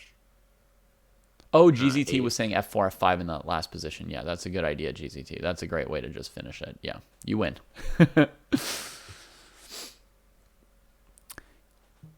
What black wants to do is trade on b5 and then play rook b2. Trade on b5, play rook b2.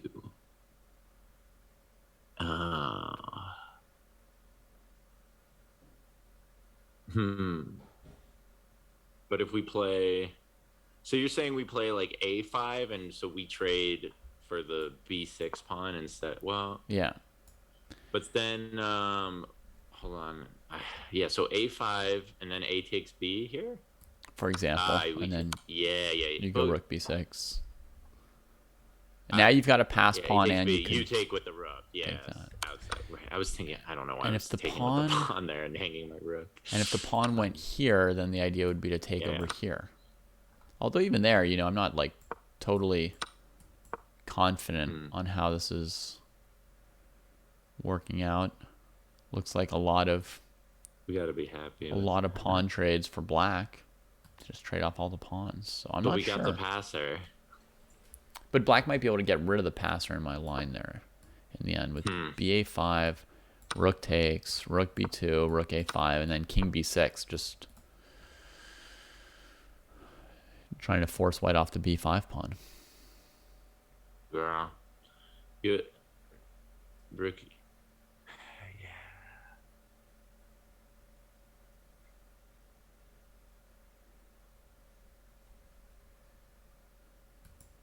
I think Fisher Seb is thinking of knight e7 right here, right now. But my issue with that is pawn takes b5, pawn takes b5, rook b2. And then by the time the knight gets to c8, rook takes b5, defends b6.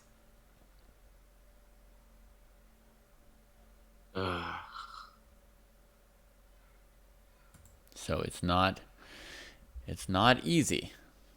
Or not so man. easy. It's hard when your opponent finds a good move. Yeah, Yeah, Always the no. pits. So, right. And for me, this would like all this stuff would occur to me after I looked at it for like 10 minutes to be like, oh no, oh no, oh no, you know, and then I'd just be tanking and maybe I'd find but it's like you gotta believe you have some resource here. Yeah. But like what? And then yeah, maybe I come to the idea of a5, but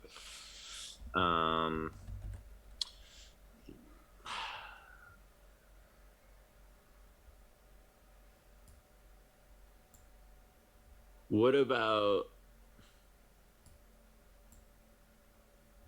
Could you like try to? Could you just like drop your rook back right here?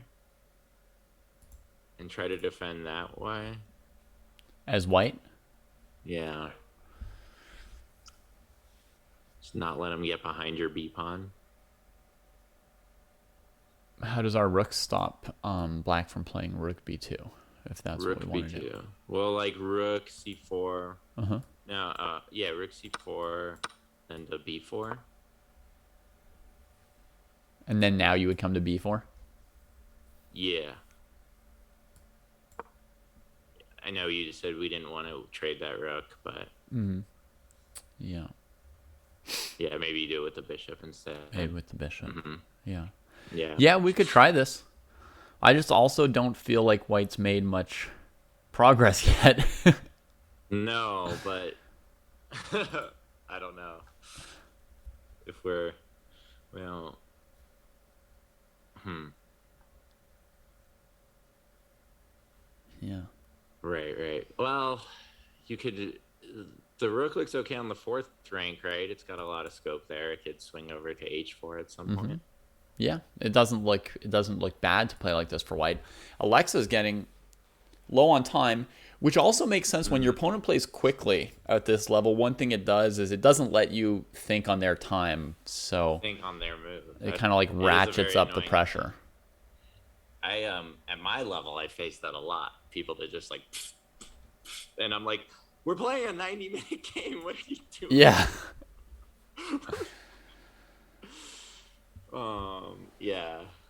And I'm like, God, right. And then, right, and they get all this time. They're like up walking around. They're getting water. They're checking stuff out. And I'm sitting there at the board the whole game. And they come back and just play. I'm like, come on, I need to. Like, man, my opponent gets water. Come on. No. Yeah. Yeah, I don't know exactly what white's supposed to do next. This doesn't look at all easy to me. Maybe some version of my a5 move, allow all the queen side to get traded, but then at the end play rook a8 to f8 and just start collecting the king side with the queen side traded off. But okay, the bishop comes back to e7. And if rook b2, he might be planning rook takes f6. But what's the plan on rook d to d2? If the opponent goes for the attack again, is knight d6 going to be enough to win the game? So, okay, so let's say rook b2, rook f6, rook 7 to d2, and then knight d6 is the idea? Okay. Yeah, now the rook would be defending. Oh, something's already been played. Let's see what Josiah chose. He chose to go for d2 right here. Okay. So he's perhaps disbelieving the knight d6 attack. Alexa plays knight d6. Sometimes you just have to believe in your moves and play one of them. Yeah, but what are you going to do? Your f pawn is a goner, right? It looks like it might be, yeah. Yes, and once that and with it your h pawn. Yeah. On the other hand, okay, what's black going to do? If he could take the b6 pawn, he could win with his b5 pawn, right? He could maybe let some of the king side go, and the b pawn could be enough to win with. So is Josiah going to like a7, a8? But he can get behind the b pawn at any moment as well, right? Yeah, he'll be able to try and defend it for sure. So okay, so where does the king go? Does it matter?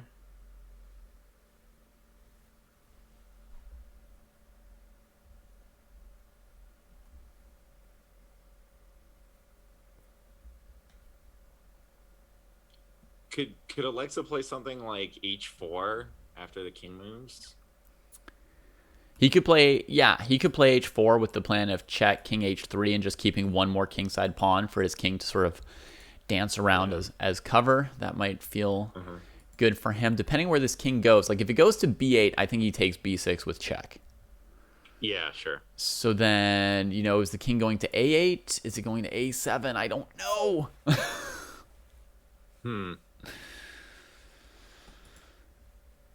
And if I'm Alexa, I'm like, please spend a few minutes for once. Yes, please.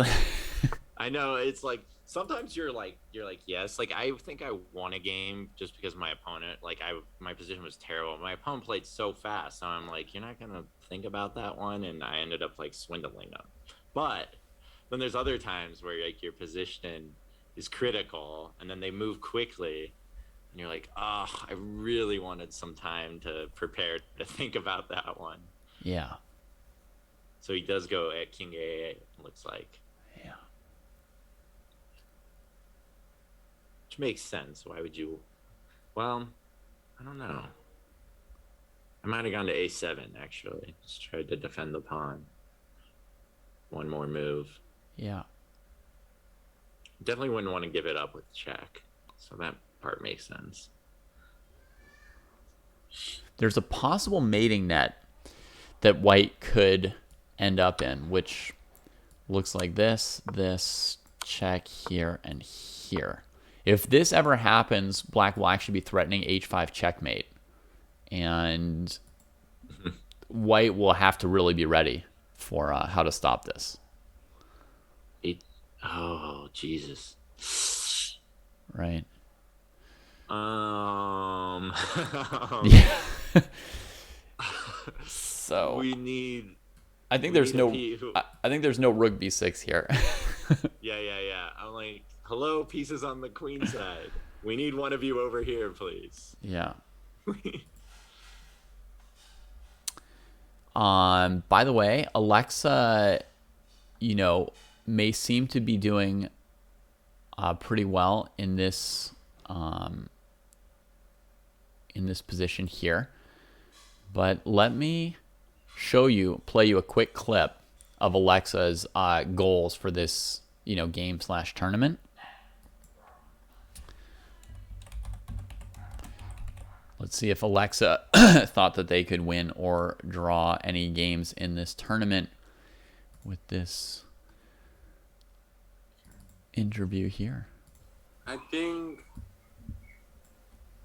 so. Result wise, I was thinking that what I wanted to do is score at least a draw, but if I don't, it's fine.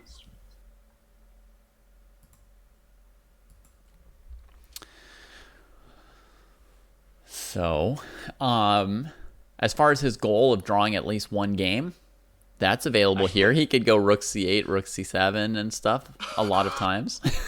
Oh, that would be, yeah. Yeah. Don't do it. But yeah. Yeah, he does have a draw in the pocket practically. Yeah. Let's say he played h4 like you were suggesting to have an extra area to run away from. What if black plays f5? Oh, yeah. I was going to say, we're still going to have the h5 mate threat problem, too, right? Oh, yeah, sure. It could be h5 instead of f5. Let's do that. Yeah.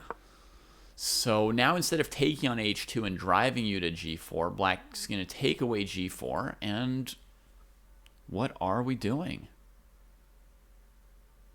Yeah, we're boxed in. There's nothing to do, right? Yeah. Well, I think the wind may have slipped away. How?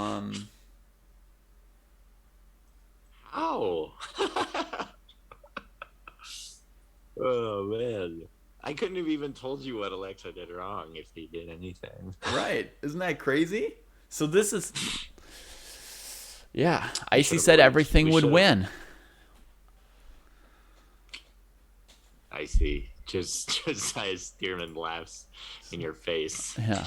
Alexa's like, well, if everything wins, where's my win? Give it back.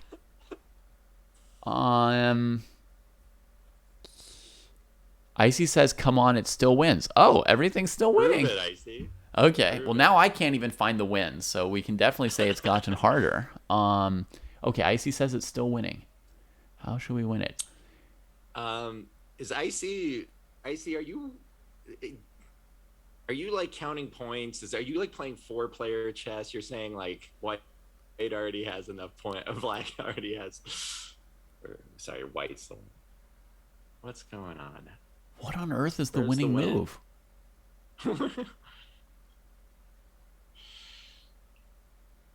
Our pieces are all too far away.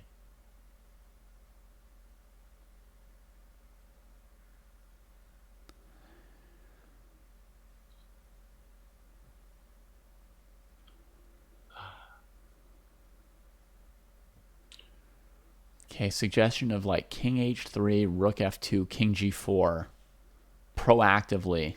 Yeah, just start running away. Running out with the king.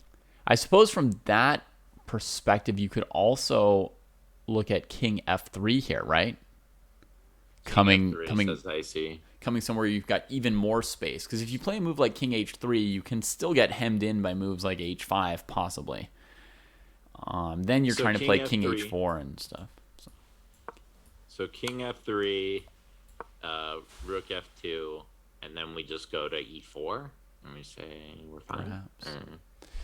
And now black could try like check here, sort of boxing Like the just- king, trying to make a rook d3, rook d2 kind of draw.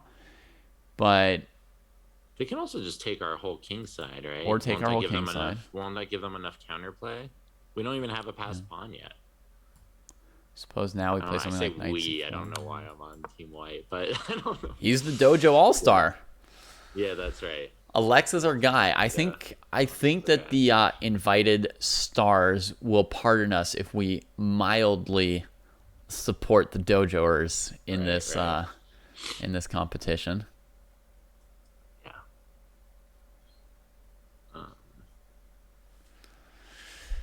Well, yeah, this is still playable for white. There's ways to keep. There's still like a one or two ways to keep the game going there, but Alexa doesn't have a lot of time left to do so. It is classical.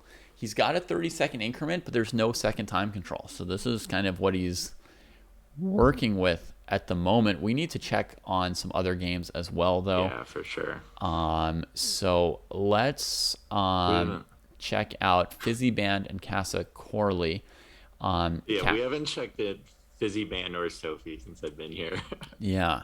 So Casa is the other player who was like really down on time. He had in the 20 minutes. Fizzy had over an hour recently. But it all came from this move, Seth. Look how long Casa spent on move 17, knight to b4. If you can find it in live chess. I don't see. Okay, hold on. Let me go there. Yeah. All right, so I gotta follow. Here's a direct link to the Casablanca. game for anybody out there who wants Okay, to let's do that. check it All right, out. so we're looking at move 17. 94. Yeah. 45. Yes. I think Casa Corley is my new chess hero. Yeah. You've never spent that long on a move, have you? No, I've spent, I want to say my record is maybe like 25 minutes. Mm-hmm. Yeah. I just, even as slow and methodical as I am, I just don't have enough things I could possibly think about for 45 minutes. Right. Yeah, at some point I you're just don't know rehashing enough. stuff Right, from yeah. 15 minutes ago. Yeah, I just trying to figure something out.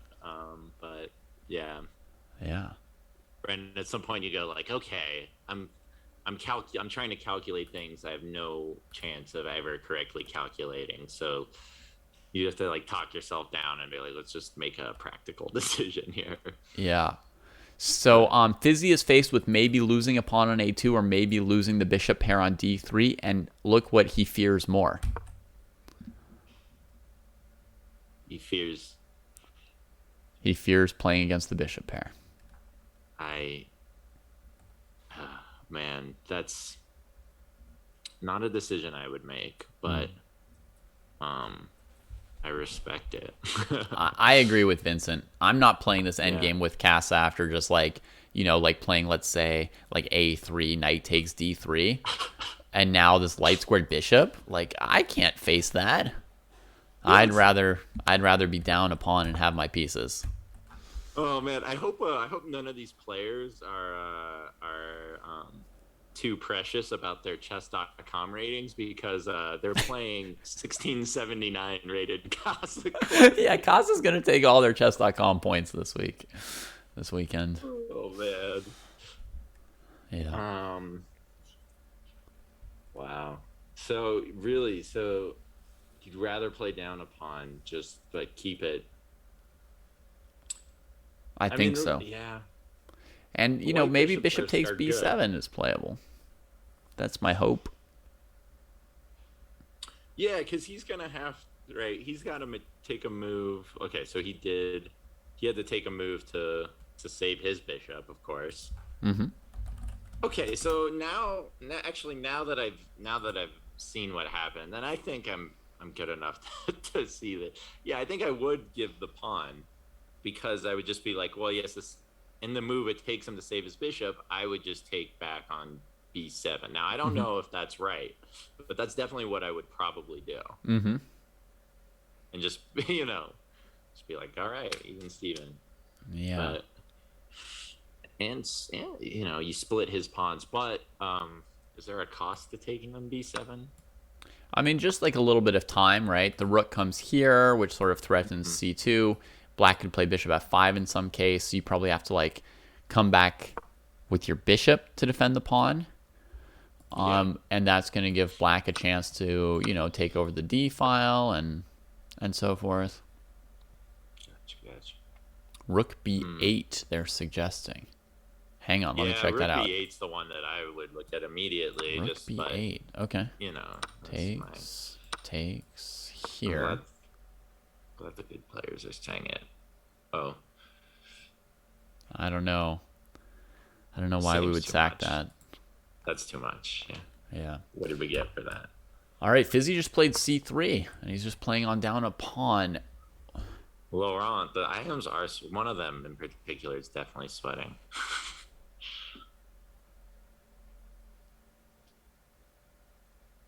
Wow. So, night before. Here's something I will say. Casa spent 45 minutes on night before. Fizzy answered in 1 minute with bishop e4. To me, that's like a big no-no. That's like a disrespect on your opponent. And like a disrespect that's basically always going to be a mistake. Like, right. You like, if he thought about for 45 minutes, he has 100% considered your move. Yeah.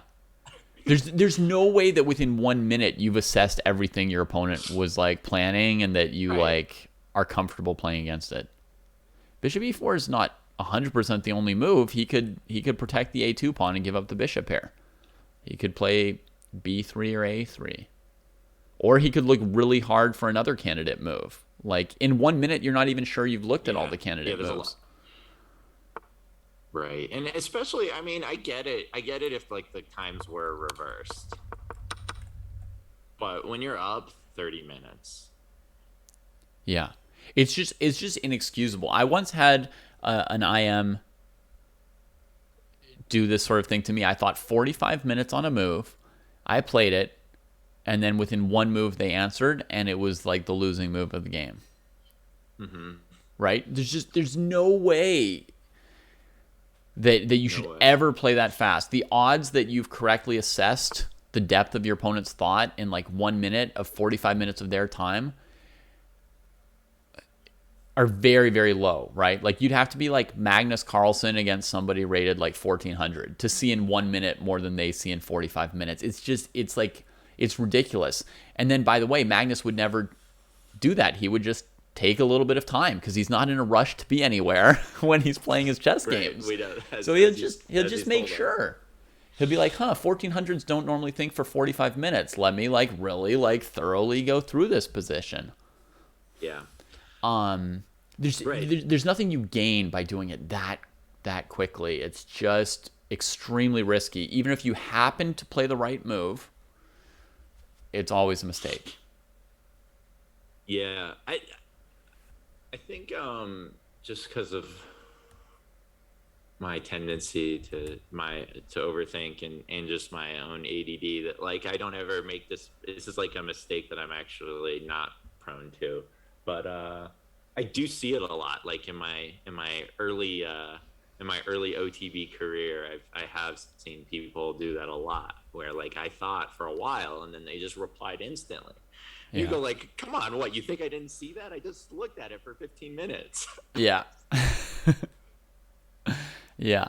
Fisher Seb is actually pointing out one possible exception to what I'm saying, which is knight b4 was a pretty obvious move for black.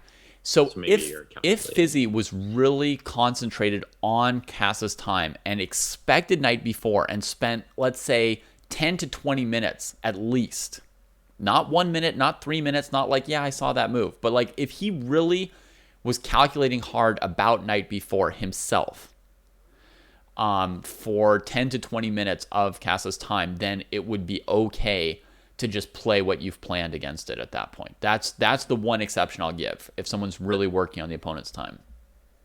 That makes sense. That's a good point. Yeah. Interesting. So he goes c3. The knight doesn't have anywhere good to go because of knight a6, bishop b7, so it pretty much has to go to c6.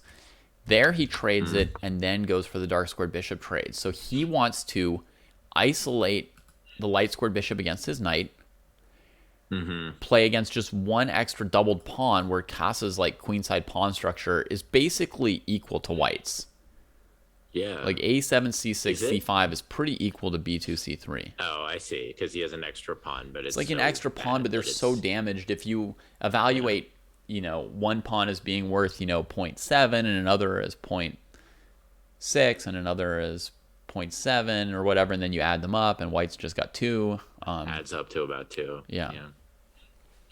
Yeah, double isolated. Yeah, C-pawn, isolated A-pawn. I could add more cameras. It just takes a while to do it. Oh yeah. But yeah, we could go to let's studio see, mode and let's- add some cameras. Vincent is AFK and Casa is looks pretty focused. Yeah. Um, But people do like to be able to see. So let me yeah, do Vincent's that. back. So we'll go to Zoom meeting. So this seems fairly even to me then. Yeah, actually, Vincent's like solution looks pretty Right. good. Once Seems we like what he did, whether he Once we did look it at too fast or not, it seems like he did the right or something at least that gets him a decent position. something approaching correct play. Casa trades Mm. that bishop. Trades.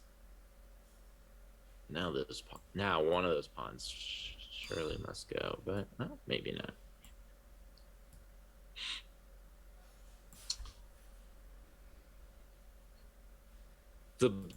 The black bishop looks good though to me. The remaining one, yeah, it's pretty decent there. And he immediately puts Yeah. it where it asks some Right. questions about f3 and g2 that are pretty awkward to get out of. Yeah, that's what I was thinking. And like your knight is stuck. It didn't have a lot of great. Well, yeah, I guess it had e5, but yeah, e5 would be a good jump, but you can't make it right now. Maybe you can actually. Is that a way to play knight e5? Yes. Give the g pawn. Yeah, you could give the for the- g pawn. I mean, then you'll You're you'll given a healthy truly pawn for then you're down a true. you're pawn, truly right? down a pawn on the other side of the board. Then Yeah, that's a healthy pawn for a very pathetic pawn. the king side's definitely an area where black can win. And the other thing to watch out for is in that idea of knight e5, bishop g2, you might be heading towards some kind of a like two sides of the board race kind of endgame With a knight against the with bishop. the knight against the bishop. That's maybe the big concern with that idea. All right, we've got both players up on screen finally. So yeah, if we go for like knight e5, bishop g2, like knight c6, let's say, this 3-on-2 on the king side is a true danger, and it's also the kind of endgame where a knight can struggle eventually. Isn't this one of those deals where like the split pawns sort of do a good job of containing the majority, or am I wrong about that? They do at the moment, yeah. It's not easy to rush the majority through on its own. The thing is, like, if a black rook eventually attacks f2 or h2, it's very it can fall apart very quickly as well, or if the black king gets active in some scenarios. So I would say that situation looks quite dangerous for white. Oh, Alexa and Josie ended in a draw. So this was the last thing we saw, was just he didn't come up with a way He went for the perpetual. to stop that rook f2 h2 stuff, and took the perpetual right there. And at least he avoided losing all his games in this tournament, like he had Weird. Yeah. like he had feared or hoped. Well, I I was flabbergasted to learn that he played in his first OTB tournament just now. He's about the same time I played in my first one. It's like, I assumed he'd been playing in them since he was, a wee lad. Yeah. It looks like Josiah or Alexa may want to join the chat. Yeah, Here. Icy's unhappy.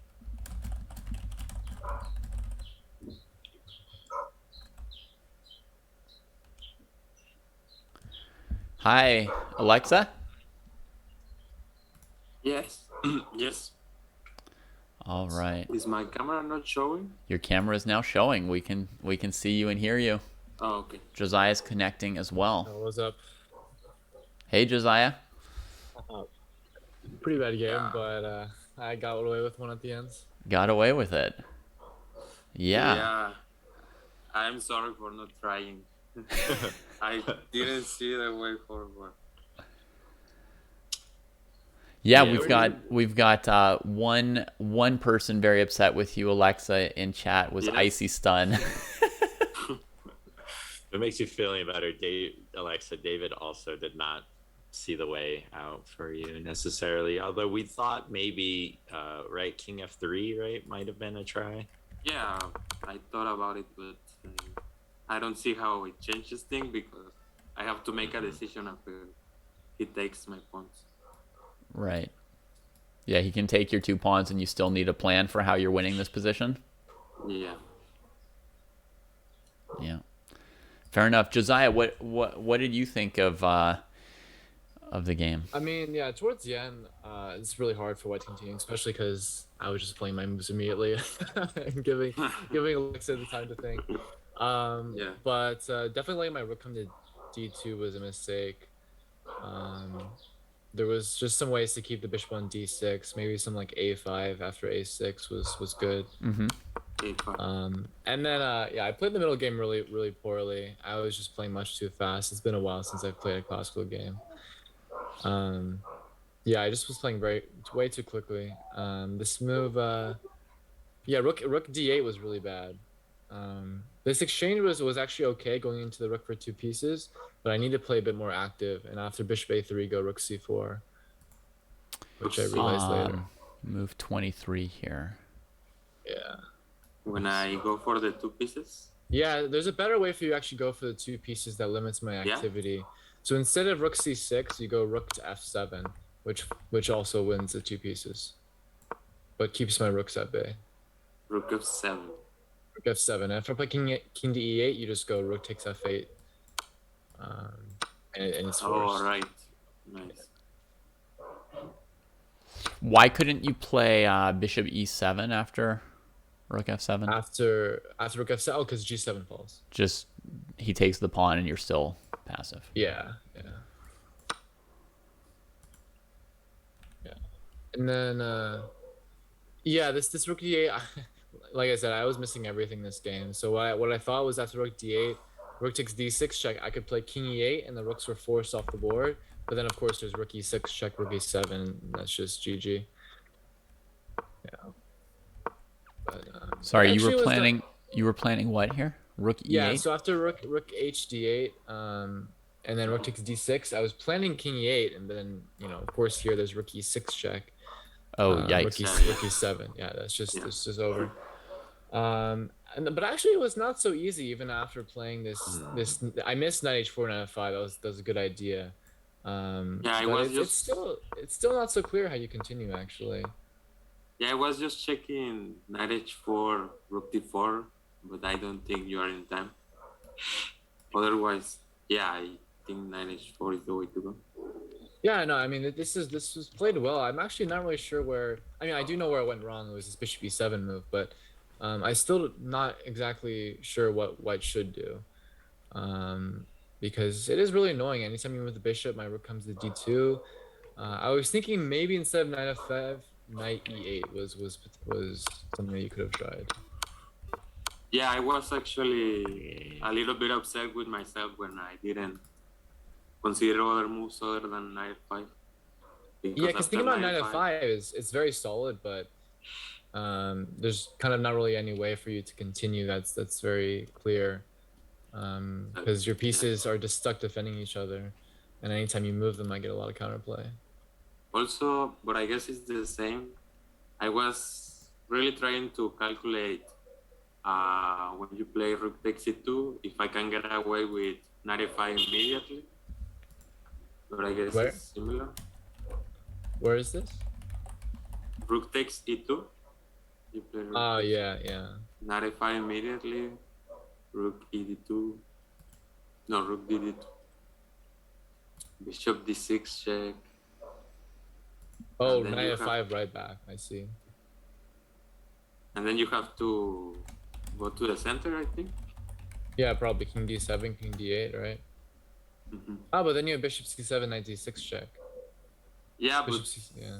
you still can run to f8, right? How?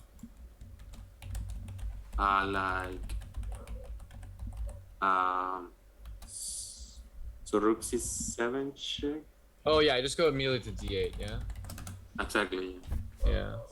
No, No, it was hard. I was didn't exactly see how you would continue. So yeah, I thought if I could calculate a mate, that would be GG, but I just wasn't seeing it. Yeah, I think that was probably the problem is that you spent too much time trying to find a mate, but it might not have been there. Probably the easiest way was just to simplify and just find the best way to go into an end game where you just have the two pieces for the rook and it's just winning. Hmm. Yeah. I was worried about a4 falling if I trade rooks. Yeah, that's true. But the thing is, when I played a6 to free my king from getting checkmated, I pretty much dealt with that problem for you. Yeah, because then the a6 pawn trades to the b5 pawn, and then you have kind of free reign to play more solid chess there. It's still not so easy, like I said. I mean, anytime you move your bishop, my rook comes to d2, and it's not so clear how you defend f2. Yeah. I also was surprised when you went for the two pieces for a rook. I don't know how bad it is to play rook c5. Rook c5 is really bad. Yeah. I looked at it for like literally 1 second, and rook c5, Okay. it just looks lost. You just go knight Yeah, because d2, knight knight d2, c4, yeah. yeah. And my pawn structure is so bad. You play like you have a5, b6 in the end game. Pretty much any end game I go into, it's just over. Yeah. Interesting. Yeah, we were wondering about this on the broadcast. Yeah, no, of course I consider rook c5 because I mean it doesn't lose material, but there's just no way I would go to this end game. It's the definition of a 2-result game here. There's like pretty much nothing for black to do. That's so interesting because we thought like that this maybe was your best try and that the position you got was so I don't know. It's just interesting to hear two different IM's evaluations of these positions. Yeah, I mean maybe in hindsight you see that, but it's mainly because I played it really passively after that. Okay. Yeah. If I played a bit more active with my rooks, then with like I said, rook c4, then it wouldn't have looked so bad as it did in the game. I mean, of course, what I played in the game was terrible and it was nothing compared to rook c5. At least rook c5, I have something to fight for, potentially holding an end game. But yeah, the problem wasn't the rook for 2 pieces. It was how I played after that. It was really poor. Okay, interesting.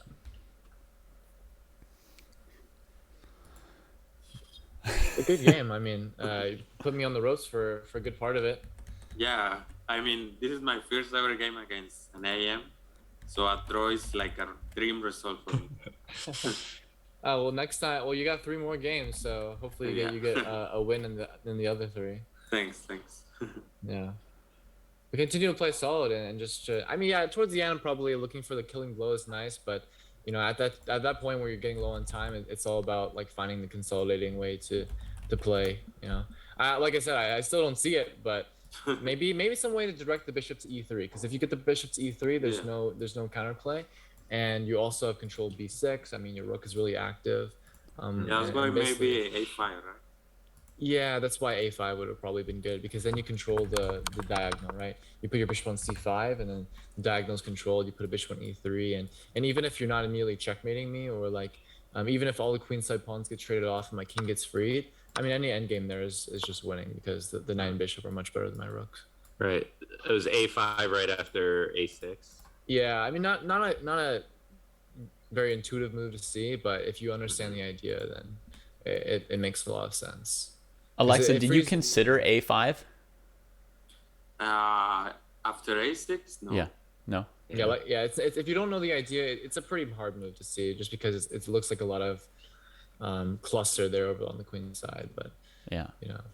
Yeah, my It instinct would've- after 1 second, as soon as you played A6, my instinct was white should probably play A5 without calculating anything. It just It's true, and I was like, wow, a move I would never even consider. Yeah.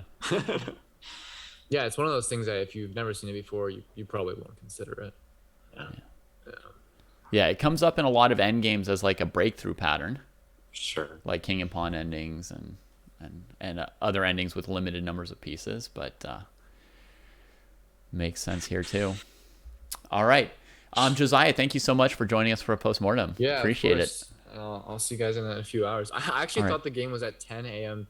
Pacific, so I was like, That's I rough. went to bed pretty late, and I was like, oh man, I have to wake up really early That is rough. because it was 7 a.m. for me. So and, you, and that's like- why I sent you email so late. Was that right when you'd figured out the timing Yeah, zones when thing? at like 1 a.m. right? I sent you an email at 1 a.m. I was like, oh, it's good. It's a good thing I checked because I was ready to set my alarm for 9 a.m. and get up bright and early. Yeah. I was a little worried for you and Teddy. I was like, they signed up for this. Do they truly realize the times?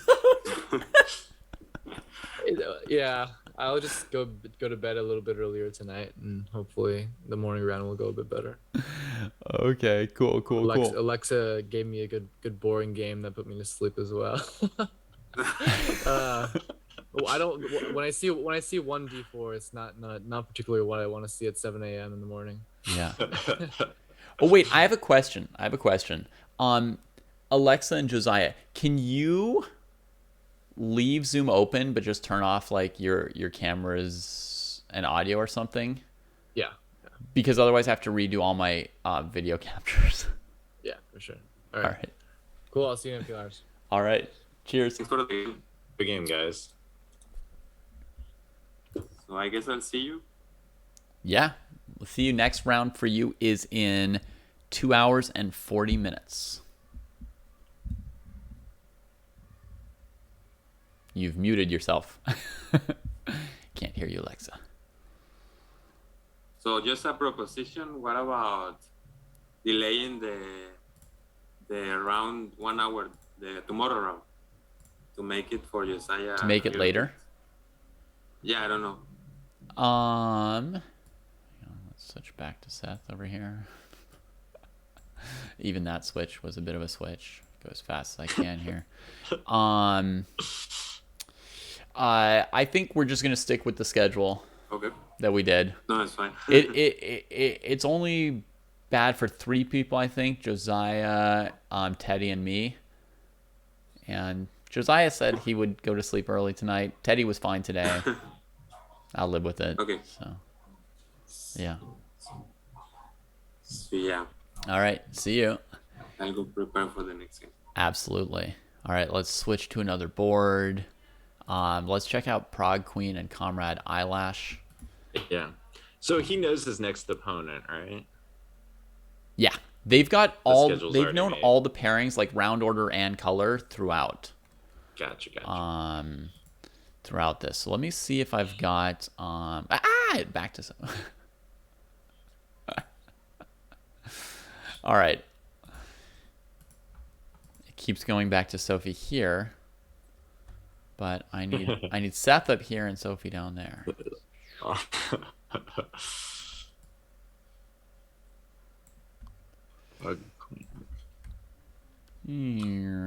Okay, Seth pulls into the station. So is Nemsova, does she live in the U.S.?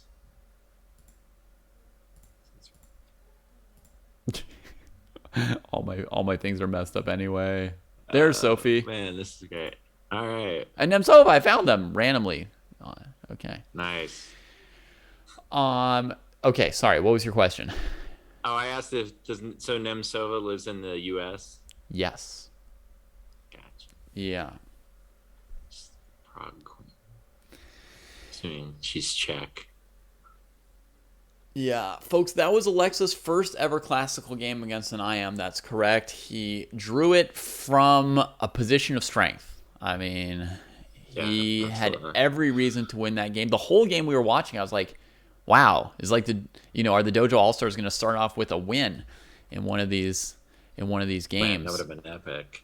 Would be epic. Let's see how Eyelash is doing here against Prague Queen Nemtsova.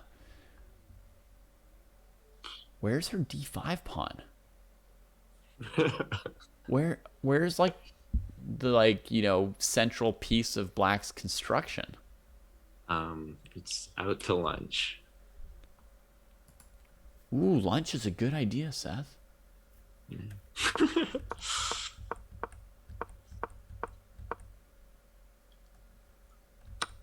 So, she just sacked it last move, and she's currently planning to win a rook or something. Oh, that's we're in the middle of tactics. We're not just in a position. Oh, wow. Yeah, I see it now. Although I don't understand how you move that knight without losing your bishop. Right, it would have to go to... Well, you can find it, Seth. Where is the knight allowed to move? Oh, yeah. Okay, knight a5 is the move, right? Yep. Yeah. Beautiful. All right, well, but it's White's move. It's her move. It's her move. This is going to happen. She must have some plan to move the knight. Now I'm surprised that Nemtsova took this pawn, right? Because it looks like she's offering a rook sack or something. Holy moly. That's a full rook. That's not even an exchange. Yeah, she might be planning d5, so it might be something like this. Knight a5, d5. d5. Got right? it. And then if bishop takes, queen takes over here.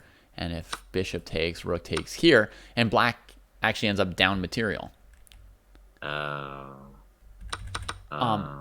Alternatively, she doesn't have to capture immediately. She could try and save this piece first with bishop e7, let's say. But then what if white's even planning to super sack their own queen? No, queen d1 would win for black. That's ludicrous. That's ludicrous. Queen d1, yeah, and then yeah. I can get that one. So what would be the plan now? c4? I think this could work out for Eyelash, right? H takes g5, tempo on the bishop. Maybe then pawn takes d5 because we put the bishop here. I just want to point out that Nemtsova is wearing a shirt that says, "Oh no, my queen." Yeah.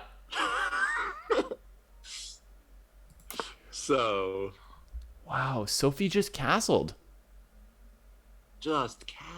And Nemtsova puts another piece on that diagonal. And quickly. She's ready for this. So she's still probably planning knight a5, d5. What? Yeah. So if Sophie castled, did she do you think that was she saw something, then mid sequence she realized she'd missed something, or you think is this still part of the plan possibly? Judging from her time usage, she played knight e4 in 20 seconds, but had thought 25 minutes on the previous move, queen d7. So she must have planned it then. Nemtsova spent 17 minutes before pushing g5, but knight e4 still surprised her a little bit, or she wasn't sure about it because she spent another 6 minutes thinking. I think she'd probably thought about it a little bit, or she just didn't have time to think much longer because it's very wild and risky to take this pawn. Right. You have to be very, very, very confident about whatever you're calculating.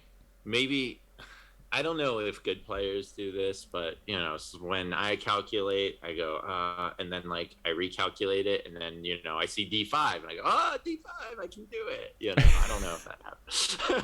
I'm like, oh no, I'm screwed. Oh wait, d5. I haven't seen that kind of wildness from any of the players' cameras just yet. Yes, well, this is going on in your head. Yeah, okay. There are a few people who react like that at the board, but yeah. I try not to, yeah. Yeah. Yeah. I was having this discussion with Drew, I think, because he was playing an opponent who blundered their queen, Mm-hmm. and then they like after they made the move that was gonna lead to like a 2-move combination that lost their queen, they like didn't want to hit their clock. They're like, no, no, I won't do it.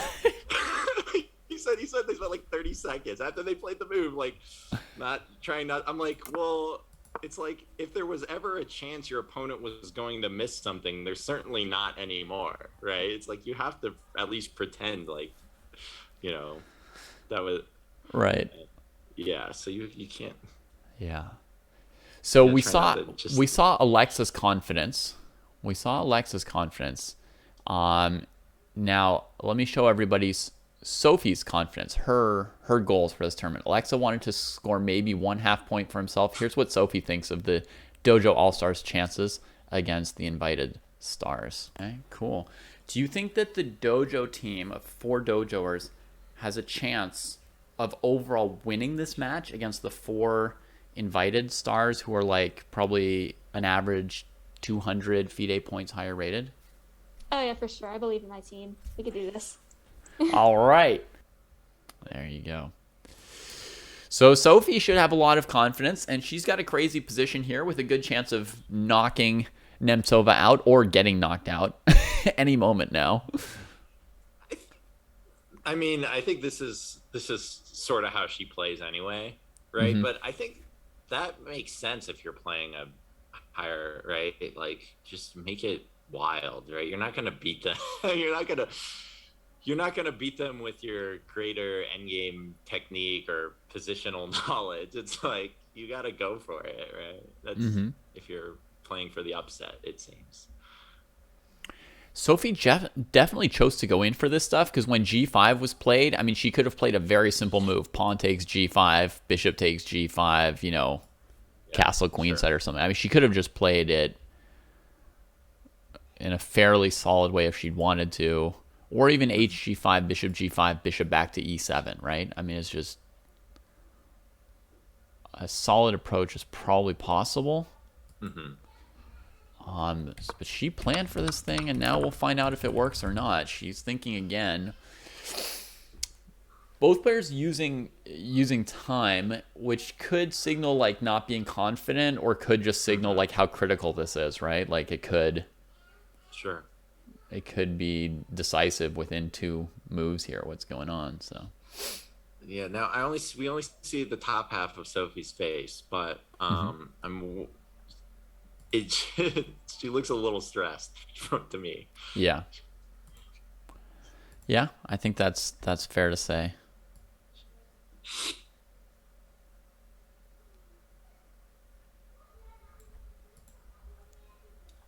Now, I, as part of the Dojo Scrubs, have lost to 3 of the 4 Dojo All-Stars via consultation games. So you got some experience here. Yeah, exactly. So Sophie, Alexa, and Evan have all taken down the Scrubs. 1v3.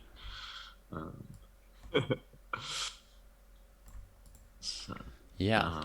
And that's why we're thanking them with this tournament. I mean, they're so generous, all these people, with like what they do for you know, everybody else in the dojo who's not as strong as them, which is basically everybody. Yeah, I see. I wasn't suggesting that you do something like you're not comfortable with. I was just saying that it seems like you should encourage you shouldn't avoid the complications when you're playing against a stronger opponent. Like if you're gonna catch them out, it probably will be in some sort of mess like this. Yeah. But it can depend on the strengths and weaknesses of the particular person. But yeah.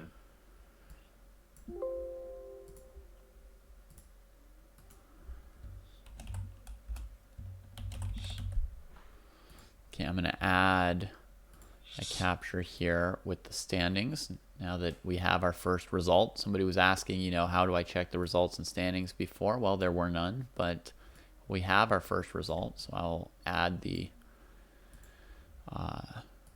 cross table now. And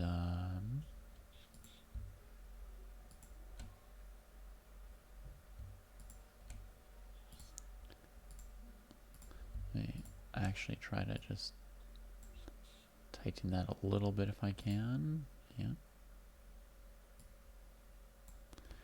Okay. If I make it a little less wide, then we can also make it a little bigger.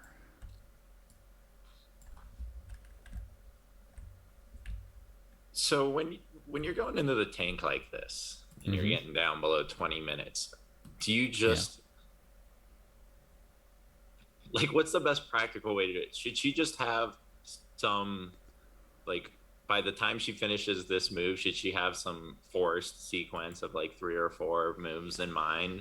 Yeah, she really has to decide what she's going to do all the way through the end of these captures, somewhere around here. So if she does that, then you would, like, this is okay to be spending this time? Yes. Yeah. Okay. If she can accurately look ahead to the end of like danger, shall we say, then it's okay to get down to probably 10 minutes or so. Now, the thing is, like, if for sure she could see a way to, like, win a rook for nothing, or she saw no way not to lose a rook for nothing, it would be okay to spend even more time and get down to, like, 1 minute to basically just the increment, right? Because Sophie can beat, like, anyone in the world with 30 seconds on the clock if she's up a rook with no threats for the opponent. The problem is there's probably a lot of scenarios where after some long variation, things are still sort of like unclear, like knight a5, d5, bishop e7. Let's say white just plays pawn takes here, bishop takes here, queen to where would the queen go? I wanted to give a variation that's not immediately winning or losing. I assume this is like the sort of thing she's figuring out right now. Yeah.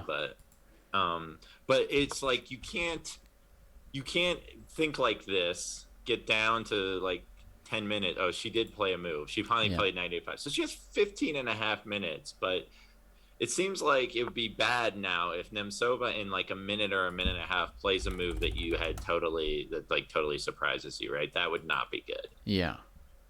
So d5 comes in. She should be ready to play her next move. I mean, at some point, she has to have like some confidence in what she's done, right? She just spent 10 minutes on knight a5. Like you can't think on every single response, one. D5 was basically the only response, so for sure she predicted it. It was played in a few seconds. Does Nemtsova start to sense that maybe the clock is going to be a weapon for her? Or at this point, I don't know if it's just like the angle of the hat, but she seems a little bit calm. yeah, that's right. I wonder. I will say I don't know who the best player amongst our dojo regulars is. It might be Sophie, but I do know that Sophie is the best time trouble player of anyone in the dojo. Yeah, it's actually a very interesting question. I've watched all 4 of them play dozens of times. I don't know which of them are the best. We're not necessarily going to find out this weekend because we're not having them play against each other. But if one of them does much better than the others against the invited players, that would say something. I have another video clip on that subject if you'd like to see another clip. Sure. All right. Go grab another one. So from what I know of the players, it's that Evan and Sophie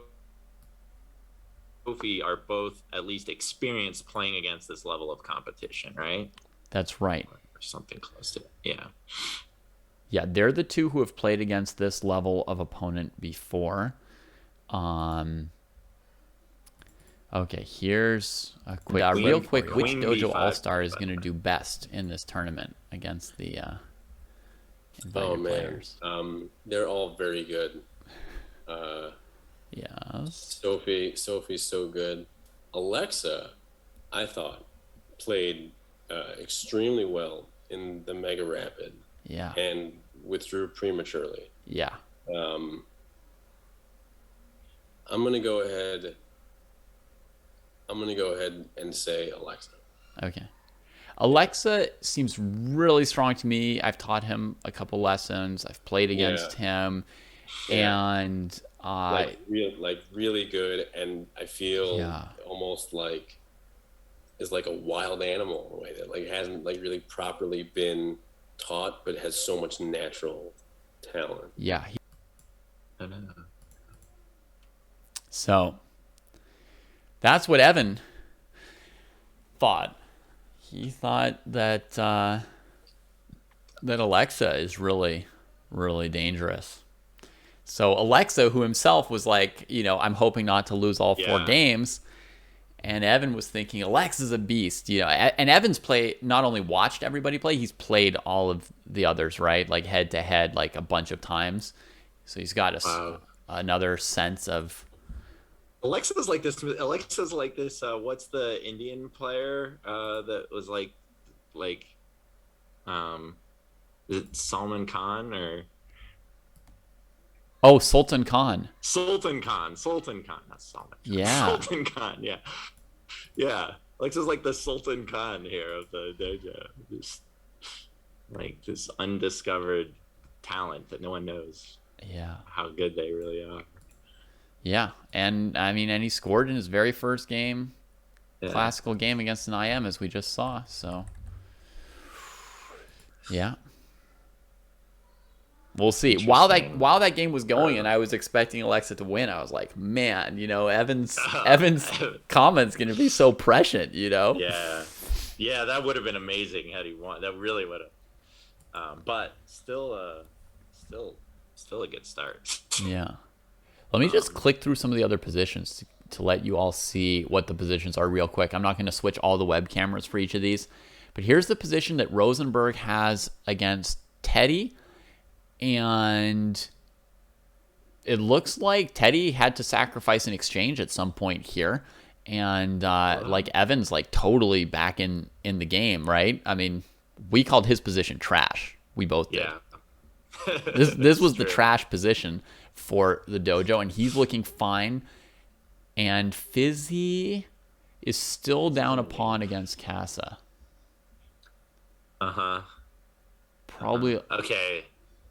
It's simplified a bit, it seems, but yeah, but probably a little tough for Fizzy, right? If he's just down a pawn. Just down a pawn, isolated pawn, but we got action on both sides of the board. Bishop versus knight, open position. Tough. Yeah. And our craziest position right now, and the one that we will stick to for a little bit, partly because I've got their web cameras sorted, is this one here between Eyelash and Prague Queen. So instead of retreating the bishop on b4, Queen b5 was played, introducing Queen takes knight as a threat, introducing knight c4, bishop a3 as sort of like checkmating ideas, and getting the queen off the file with the rook. This looks, tactically speaking, much better than the bishop e7 move I was toying with before. Yeah, this is exciting. Yeah. And Nemtsova, the hat is kind of like that sunglasses move. Remember, there's like this episode like in chess poker. history where somebody thought that someone else was like hypnotizing them, and so they like wore like sunglasses to the board. I think there's an amazing picture online of like Viktor Korchnoy's sunglasses. That was like a thing in like Soviet chess in like the 80s or something. Like they like I was watching a documentary on the Kasparov-Karpov match, and like Kasparov went to like a psychic and stuff, and like, when he was losing the match, and just and So yeah, and then I don't know. Yeah. So for some of the players who don't necessarily have an automatic poker face, right? Like sometimes sunglasses. Don't poker players actually do that too? They wear like Yeah, this is a sunglasses at the poker board and thing. stuff, right? It's a total poker thing. So trying to like hide your The face hat- maybe, Yeah.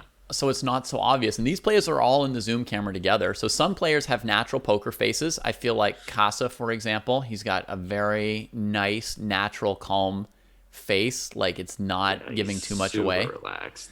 But maybe Nemtsova's face would reveal too much. So she's got like the hat angle down. Yeah, and then and Sophie's wearing a mask, so Yeah. Well, Sophie's playing in like the common areas of the campus because right. dorm life, she's got multiple roommates, I think. So. Right. This is totally. I could totally tell this is a campus situation. Yeah. She's And I like, saw her yeah, I remember relocating. these. I saw her relocating during the game. Did you see that, Seth? No, I didn't. I saw but her like, you know, like carrying the laptop presumably and like walking through like a hallway trying to find some other place to get away from the noise. This brings me back to, to my college days. Yeah, trying to find a place. Yeah. To, Yeah, imagine playing your classical games under those circumstances, Seth. yeah, not great.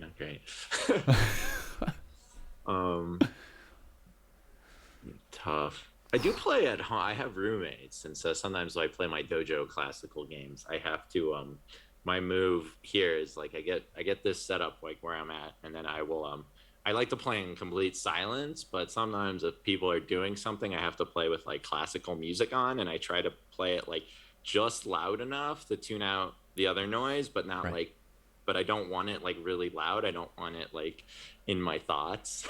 Right. So that's sort of my move when I'm playing classical games online. Yeah. So that said, I mean, her move looked pretty strong.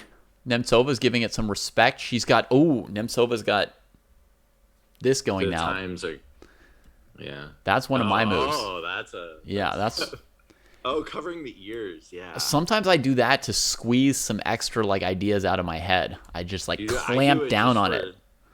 I do it for like the trying to get like that like pure silence. So just like only my thoughts. I only need my thoughts. Uh-huh. So like if I'm listening to like my classical music, I'll then put my hands under my earphones and be like this. Like if anything's getting through, I'd rather it be the classical music than the outside noise. But I want nothing at that moment, you know? Yeah. Man, she's working hard. Just now she looked up for a second and I think I saw like a red mark on her head from like how hard she was squeezing her From, head. Yeah. Wow, go And- Katarina. Nice. I love I have favorite my favorite thing. Yeah, my favorite thinking pose is That one. definitely this one. Yeah, that's the normal one, right? But like if that's that's 10, you need to occasionally crank your brain up to 11, right? Like you can't be at 11 for 6 hours, right? But if you spend like 5 hours at like a perfect focus 10, every now and then for 2 or 3 minutes, you know, your opponent's threatening like 5 things, all the pieces are hanging for both players, you just need to crank it up to 11, just squeeze something extra out of your brain. Sometimes I'm not doing this to like squeeze. If I'm over the board, I'm doing this actually just to like, so like, because I don't want them to like. I have like this thing. I don't want to like show my opponent that I'm like looking like which parts of the board I'm looking at. Yeah. Sometimes. Yeah. So I'm like, Yeah. but then yeah, Like, I'm but then, like, secretly looking at your king, but I want you to think we're fighting over a queenside pawn. Right, exactly, as if that matters, right? And they're probably just looking at the board themselves because it's a critical position. Because like I barely even look at my opponent during my games. Oh, it's so funny you bring that up, Seth, because I have done that too. I have also tried to like hide which way I'm looking during a game. So that is hilarious. You know, I wonder if that's like a secret shared experience of every chess player. We never admit that we're doing something that sneaky. Oh yeah, I'm really just focusing, but actually I want to look over here and make you think I'm looking over here. Yeah. Yeah, but like when I'm really squeezing, I'm like this, and then I'm like And then I'm like starting to like wriggle. I'm like, come on. I'm like, it's got to be there. It's like when I'm like that moment, I'm like, this has to work. This has to work. How does it work? You know?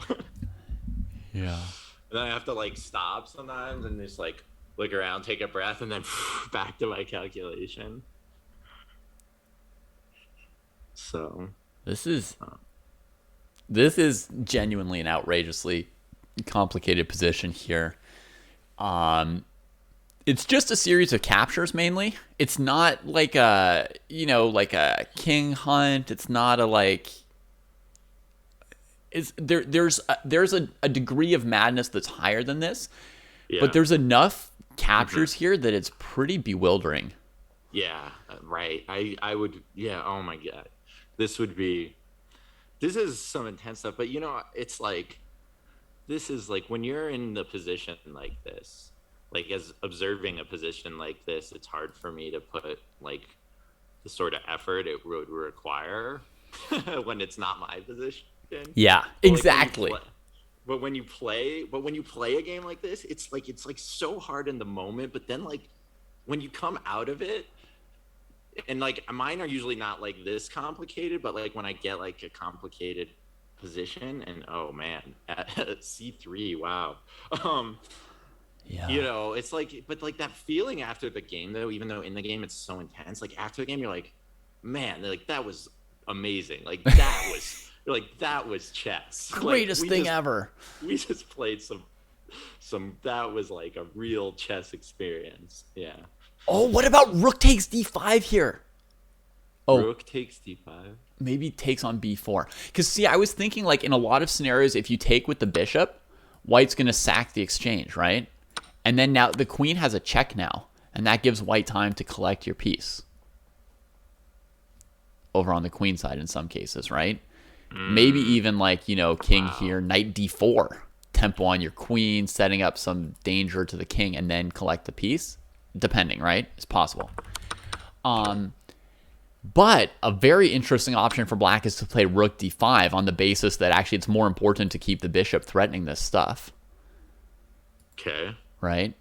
And the bishop's the star of Wrath the of Gods is position. saying c takes b4, rook d1 just wins. For black, I would say. Yeah? C takes b4. Rook takes. Oh, yeah. Well, I can't. That's a lot to count, but. Yeah. But one side's got a queen. Yeah, exactly. So we would expect queen b4 here, I think. And now, side taking the queen, I'm basically, at least okay. we probably trade. And now black's got a choice between queen e2 or bishop g2. Either one will recover the piece that black is down. One of them gets you that bishop, but allows a queen trade. The other keeps queens on the board. Who does that favor? But you lose your great bishop. Yeah. But yeah. So an endgame, who's better in an endgame? That's what's so hard. Like you're playing like some crazy position, and then it comes down to like at the end of the calculation, you have to decide. And this is why I was saying that unless you're really looking at being ahead of rook, like you don't want to be under 10 minutes after you finish the tactical sequence and get some position like this, right? Because, then your opponent's going to have like rook d7 or queen e7 or queen e4. Like you want to have like this position, you still need time to play this game, right? Totally. Everything's still to play for here, right? Yeah. Once I see this setup with the queen on the 5th rank, I'm wondering if maybe in response to c3, we could throw in the move a takes g5 here. If I'm lining up for rook d5 as my move, right? At first, this looks dumb because now I've got yet another piece hanging. But if we assume that I want to play rook d5, then it's actually just an extra piece hanging for white in some scenarios here. So rook d... Yeah, but they... Why can't white trade rooks? White could, but then the bishop takes, hitting this. Oh, skewer, yeah. Right. And now again, you have to choose between queen b4 and queen g4, right? Right. But on queen g4, the idea is, oh shoot, the idea is to trade and take this knight, but there's queen a8. Right. Hold on, I'm gonna have to wait a second for the delay to see it. All right, Queen A8. That's something to watch out for. On the other hand, in this variation, I haven't yet lost a piece for black, so I could just retreat the bishop on b4, right? I haven't sacked anything yet. I could just play bishop here. Right, yeah, just take that bishop back. And just keep playing the game. I don't have to do Right. anything. Don't have to do anything insane. So hg5 could come in. White could, of course, ignore it and leave the bishop here and go take on b4 with queen or with pawn or something. Queen takes, for example. Man, it's so hard to say. But one option would be to take here, here, here, here. I guess black's down a pawn this way.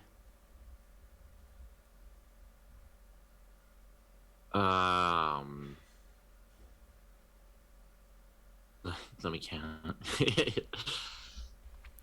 Yeah, black is down a pawn. This is a position with a lot of like counting how many pieces you're up or down, but also at the end of the line, sometimes there's like a pretty sick like sting. Like for example, in this line just now, right here,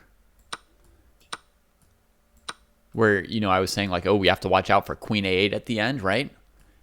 Yeah. Queen a8, king d7, queen h8. Icy points out there's this knight c4 move at the end.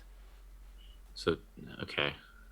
Which can be like really, really important. So these C4. variations need to be calculated so far, right? White's got then rook check, king here, back to a8, king here, Rook check. right? Or is king c5 Right. maybe winning? No, there's bishop e7. that would really not be good. So king here. Now we even have to look at moves like rook d5 potentially, but let's say a4, trying to get queen a6. King here. So a4, King's here. king to a5. Or, sorry, The king makes a little nest. not I know done. you've got like a slight lag on this. I'm just smashing some moves out on the board here. Okay. And then stop the mate. Right. We're down to full rook. Our king ran through the board. It's just so hard to go for though, right? Because Yeah. you either win or you lose. Yeah. Right?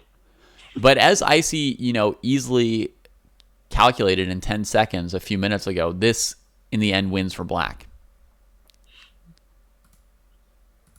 Like white, Yeah, like but, once we get man. here, it's clear that white's dead. But to see all this coming is not. Right, but we get to move the pieces. We moved the They pieces. don't.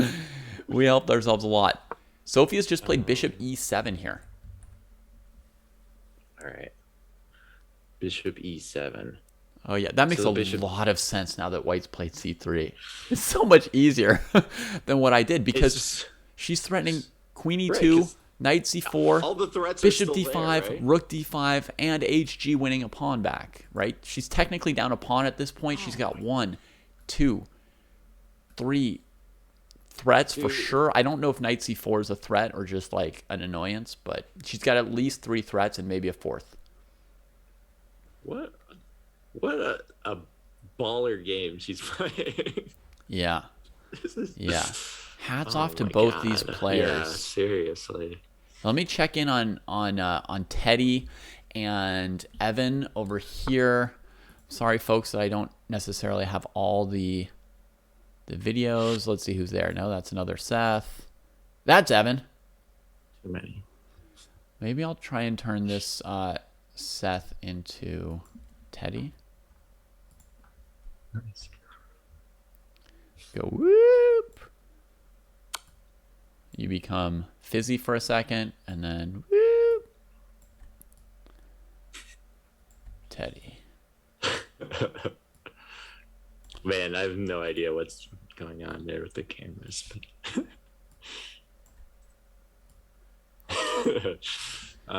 They wish, MG Weirdo, they wish. Jeez, what is going on here? Is just blow upon blow. That king could be checkmated, I suppose, on g7. It's possible. On rook g1, if it hides in the corner, then bishop b2 would probably be checkmate. So the material is still an exchange Yeah. for a pawn.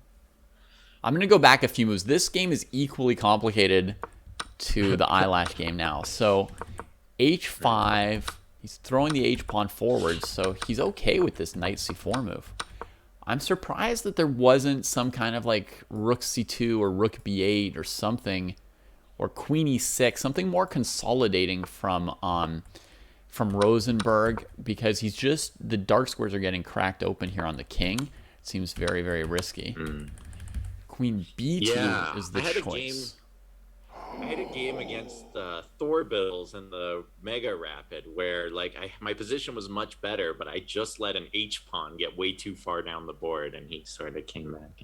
Anyway, oh, this queen b2 was strong, because if the king runs outside of that corner with like king f7, you get rook h7 with tempo. Rook h7, sure. If the queen blocks, there's queen b7 winning the rook. If the king goes to g6 or g8, you can now play rook g1 with check, and your queen's all ready to come into g7 next. I mean, Rosenberg might even be mated by this move for all I know. Really? So king g8 was, I'm sure, bad, but I don't know. Oh, on the previous move? Let's see. hg check. Wait, so now, yeah. Oh, it's... Yeah, he could have tried king g8 last move instead of taking on g7, yeah. Yeah, I've always been told, like, don't take that pawn in front of your king. Just use it as shelter. Yeah. I mean, white would have rook h4 attacking his rook. He's got rook c8 defending it. Oh, yeah, that pin is not good. It'd be hilarious because that rook on c4 would be between both queens and kings at the same time. I don't know if I've ever seen that before. That guy's hilarious. So if you can ever move it, it's check. But you can't move it. But you can't move it into your own king. That rook is like the weird center of the universe. Let's surround him with every other piece as well. So this is just, what the heck? I don't know, Seth. You're like hiding behind this pawn, but you're also like, how do you ever deal with the rook on c4 if your king has to sit on g8 the rest of the game? Yeah. I mean, you could hope it's like a mutual Zugzwang and that the game just ends here and nobody ever does anything. So if he plays rook g8 on the current move, why is he busted? If he plays king g8 now, king g8, yeah, because rook g1 is going to fish him out. King comes up. Queen is ready on g7 now because she's not on a2 anymore. And I mean, I guess we still have to prove it's checkmate. Right, but we're going where kings should never go. Yeah, you could play rook g6 and just win the queen if you're not dead set on delivering checkmate. Actually, you could play queen h6 if you want the queen and not to sack your rook. Oh, it's just dead. So, queen b2 was a really good move. Queen b2. Wow, it's just, yeah, it's so hard to play. This board is just so wide open. There's too much to, with the queens on. There's just so much danger. Evan has a little bit of the look of somebody who's just been smacked. A little bit of a look of like, oh my god. Man, it was good. Was it good? Right? We thought it was good for him, right? Was there too much counterplay for white all the time, or did Evan miss something? I don't know. He's definitely getting his money's worth out of this game. I mean, it had multiple phases. Yeah.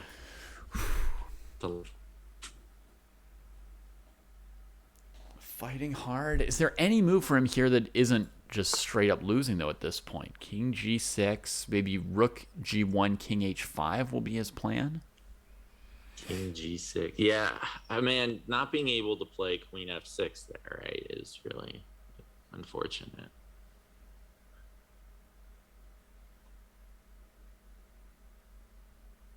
King g6. The idea is that basically if white can't deliver checkmate all with checks, then he'll have, rook g4 discovered check or something. Right.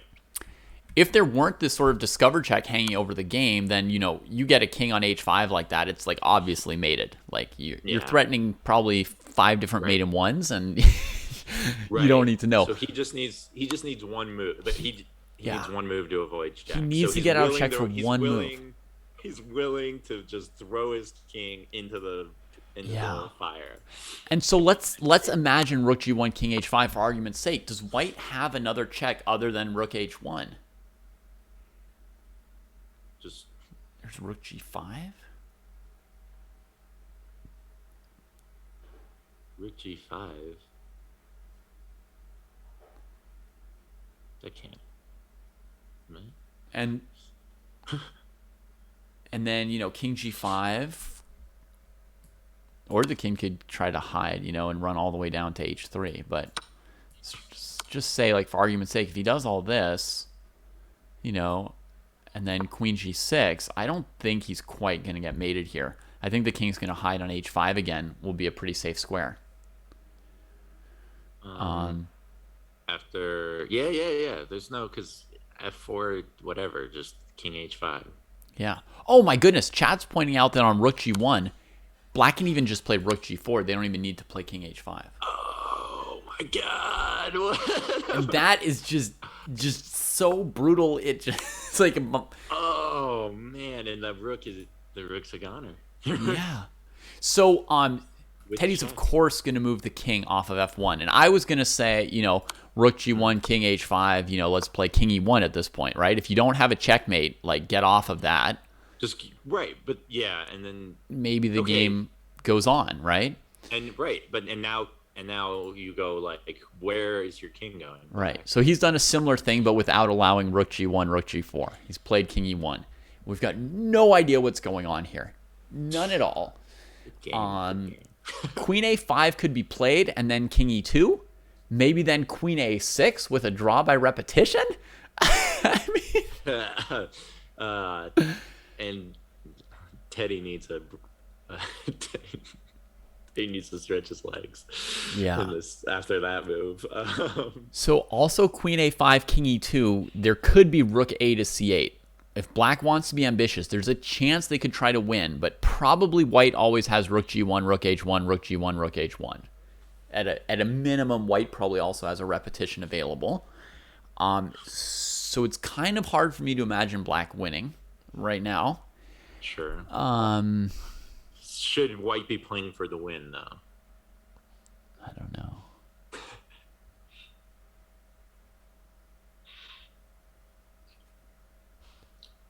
Actually, if black wanted to play for a win, one move might be rook g8 here.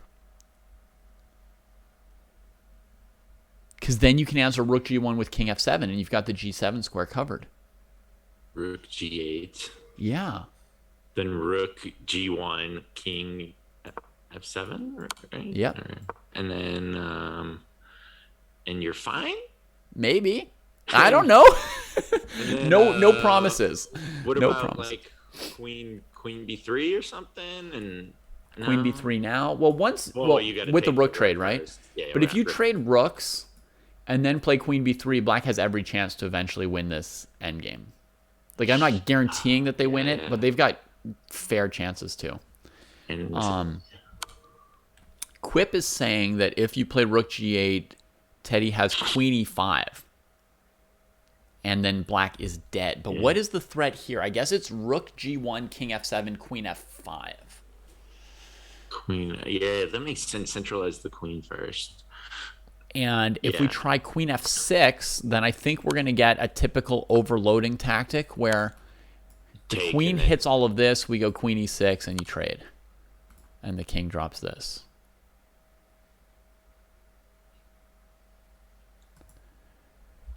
Yeah. So here's our live position. King e1 played. Rook g8, weird move to maybe try to play for a win. But queen e5 might beat it. And then another idea for black here is queen a5 check, king e2, queen a6.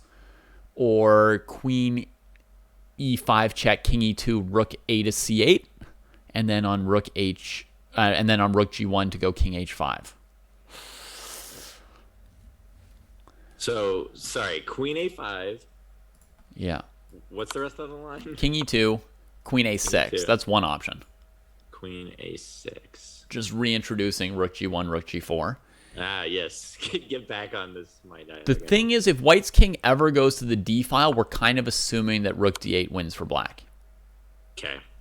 So when you play queen a6, it seems like king e1's more or less forced. I don't think there's like 100 branches to this. I think this one here is very, very calculable. It's unlikely that white has a move that allows black to give like, double checks and survives. So probably white would have to do something like king e1, and then you can play queen a5, and I don't see anything for white other than repeating. So if Evan wants it, I think he's just got to draw here with queen a5. So it seems like either player can force a draw, and either player could fight for a win, but it's extremely fraught if either one does. Yeah. All right, slow cynical quip has a variation for us suggesting that maybe the rook doubles would be too much. Now again, it's a little bit pointless to do this for black because white can just go rook h1 and still get a perpetual, right? So why would we even risk this? But he's saying that perhaps here queen f6 would win, so he doesn't believe this rook c2 threat, which is here. And now the queen's stopping queen a6, which was 1 point. Mate is threatened in a million ways, and you're basically down to, trading off these pieces to avoid mate. But then why were we trying to win if we were going to have to sack our extra material? And now in the queen and pawn ending, black is down a pawn. So very pointless as well. Okay, so maybe more dangerous. From the lines we've looked at, I think it might be more dangerous for black to try to win. Yeah. And it's dangerous for white to try. It seems like if the best way to lose this game is to try to win it. Yeah, for either player, if you just refuse to repeat, then you can certainly lose. It looks like they are currently have both figured that out. They have just repeated king e1 to f1. This is a great result for Evan, though. Yeah. Meanwhile, if I click back over to the other game we'd been watching, it looks like somehow queens came off the board on this one. Maybe, I called up the players quickly that time. So let's see what happened. We last saw it at bishop e7, knight d4, with the tempo on the queen and saving the knight from e2, and Sophie just went for a queen trade. I imagine she still had like lunatic options with queen a4. I don't know if they're any good for her, but she took, and knight f3. And now they are in an endgame, which is probably a small advantage for white just based on the placements of the h-pawns, but definitely we're going to get to see a longer game out of this. All right. Well, the time trouble is roughly mutual, so that's good. Again, it shows the importance of them not going down to 1 minute calculating those variations, because if the variations lead to this, then you wouldn't want to be the person who's got 1 minute while your opponent has while your opponent, I'm updating scores, while your opponent has like 10 minutes or 15 minutes. You don't want to play an endgame like this. Definitely had that experience where like I'm looking for the move, looking for the winning move, getting down on time. Like, come on, if I find the winning move, it's okay. But then I don't find it. Now I'm just in an endgame in time trouble. Yeah. So I don't know about this knight c4 move from Eyelash. It seems very weird to me. I thought she would just trade the rook on d1. She allows this sort of structure transformation. Don't know how good or bad it is. This game has ended in a draw. Nothing missed here, folks. They just repeated the appropriate number of times. So well done to them. And let's check in on Fizzy and Casa, who we haven't seen for a while, and see how Casa's doing. The only player with like a really, really clear advantage right now this round. Let me see if I can find them. Oh my goodness, I found them. That's great. That's great. I'm gradually sorting out my production here. Icy is unhappy with the drawing. He wants some more decisive results. He wants blood.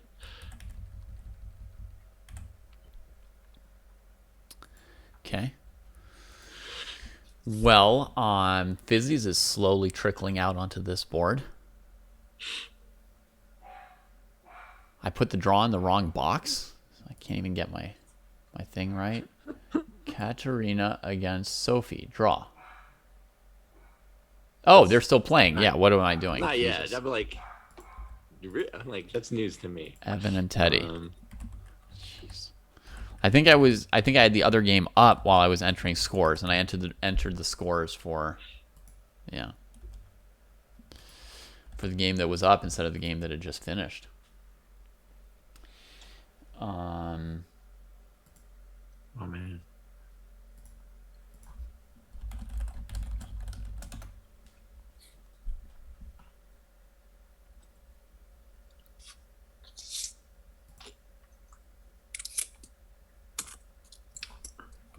Yeah, Cartier, I have an ELO rating I'd rather not discuss.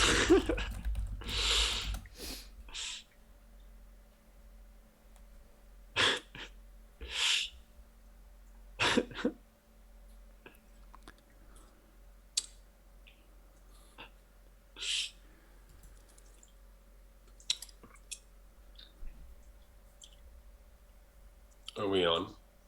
I hear you. Hey, Hey, Hey. David. that was fun. Yeah, I I hung my rook, and I was gonna resign, and then I realized that your knight was still pinned, so the position was still playable. You, I was like, oh you- my goodness. You accidentally win an exchange back. Yeah, super lucky. Wow, we missed that moment. Tell us a move number to go to here. Oh gosh. Let me Rook pull it up. C7 was Let's see. What is this? Move move Oh. 20 is just a horrible blunder. Oh my Yeah. goodness. You took this pawn thinking you're just picking him apart So and forgetting Queen A5 for a moment. Yeah, I was looking at all these lines where I was expecting knight takes f3. I was expecting, knight takes d4 is interesting. Uh-huh. And it's one of those moments, I know you've probably felt this too, where, you're looking at all these crazy lines and then you make the move and like the second it's on the board, you're like, oh my goodness, like what a terrible, terrible move. Oh my I goodness, yeah. I think instead Yeah. of rook c7, the other move I was considering is rook g1, which I think is Rook G1 like allowing knight F3. because then I think now it works. Now I think rook g1, knight f3, bishop f3, queen f3, and then I think rook takes c7. And if you go knight d4, I think queen b2 is very good for white there. Right. But the position's crazy. Like there's a lot happening, so I wasn't sure about my calculations. Yeah, this is nutso right Yeah. here. Knight D4 is, definitely meaning business for black. So now you come here, converging on G7. Is there a way I can see your analysis? Yeah, I can't see the analysis either. I could let's see. Uh-oh. It's okay. All right. Yeah. Yes, you can. I'm going to invite you to this board. Okay, let's All do right. it. Because, yeah, I felt like my position was good, but obviously, I didn't castle, so my position's a little scary. And then obviously, I didn't pass the test with rook c7, but yeah, I think rook g1 here, at least as far as I could tell, looked very interesting. Did you consider Rook B5 too? Evan, did you get my invite So after, I did not. to the board? yeah, after the rook b5, I thought you were just Oh, yes, I did. Yeah, so My apology. rook b5, I thought you had knight f3, and then I even considered, okay, what if I play king Oh, wait, d1, and then you David, you can have you queen. send that again? Yeah. Or never mind. Oh, you're on it now. It's on I'm here. your score and my And name. Seth, I'm trying to invite you too. So Rook G1. So instead of rook g1, right, you were asking about rook b5. Rook B5 Okay, so the line I was considering at least. was I knight thought, takes D4. No, after rook Rook b. B5, I have knight D4. Because Oh. you can't take on D5 because knight C2, knight A3. Oh, I didn't even consider that actually. Right, I thought you so would. you have to take on D4, then knight F3. And I was thinking after bishop F3, I might have like rook e8. You're Yeah, gonna no, you're gonna have to move pieces for anyone watching to follow you guys. Okay. So I think, yeah, gosh. on rook b5, knight d4, and now this is not good because of check. Wait, are you making moves? Yes. Yeah, I'm not seeing him. Shoot, they're not showing up. Yeah, I can't see it either. You can't see it either. Dang, this happens sometimes. Okay, wait. So, David, All right, maybe wait. if you just make the moves Can on you see your them now?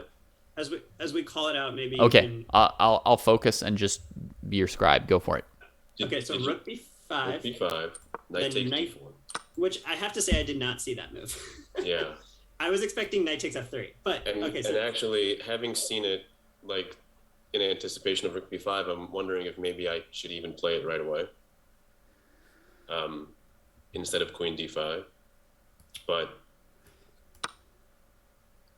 and then after you take on d4, now queen d5. Yeah, rook b3 I think covers everything. Rook c6. Or maybe, you know what? Maybe not rook c6. Maybe just rook e8. But rook e8, I have rook e3. I think. And then take on e3 and knight f3. Yeah, but this is insufficient. I just take you back. Wait, I just take on f3, right? Okay. If you take on f3, queen f3, Oh, actually, and now oh. queen e3, queen a3 is coming. If I'm not getting mated, Swing the bishop. right? How do you guard your rook and e3? Wait, what about though you have back? Oh no, you covered the back rank problems because once you take on a3, you have rook f8. Okay, yeah, so I can't take on. Okay, so I can't take the knight. You're right. Man, Teddy, Evan really came at you. He didn't show any respect, This is what I get for not castling, you know. which I Honestly, praised you for he during took me the out of commentary. prep on move 4. I was not expecting knight f3. I had prepared other lines. Yeah, yeah. So I had to improvise. I don't know if f5 is any good. No. Well, in this line you can take the pawn on c3. Although I like the pawn sacrifice for white. Yeah, it looked too easy for you to play.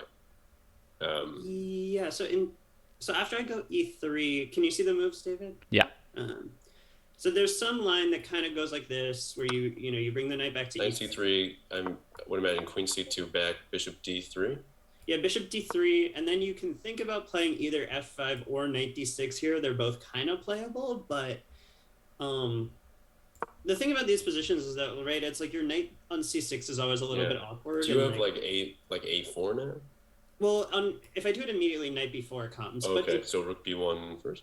Yeah, it's like, I mean, the plan for white here is pretty straightforward, right? It's like I castle, I play a4, I play rook b1, I play bishop a3, or maybe not in that order. You have two bishops, and then I my bring knight can't stay on e4 permanently. Yeah, I go rook f1, maybe I go rook b5. Really I just play on the queen side. compensation for you. So you play it like in the game with one less pawn, but in a sense, it just makes your play one move faster, and so you're kind of doing the same thing. I mean, in many ways, white wants to rid himself of that c3 pawn in some of these Nimzo lines because it restricts the dark squared bishop. So if black's going to take it willingly, I think that could be helpful. I didn't see a problem with just leaving my knight on e4 and just trying to Yeah, but I really position thought it there for as long as I could. Yeah, I really thought my position was better before rook takes c7. Although obviously things are getting spicy. Yeah. If you, I thought I could have. I was, in retrospect, bishop e8. Oh no, bishop d7 actually. I would reconsider. And actually, in this position, if I had played again, I would go king h8. Yeah. I would play another waiting move. I'm not sure it would have changed things. It would have changed things to the extent that if any bishop a3 comes, now I have g8 for the rook instead of f6. Oh, I understand your idea. Yeah. Okay.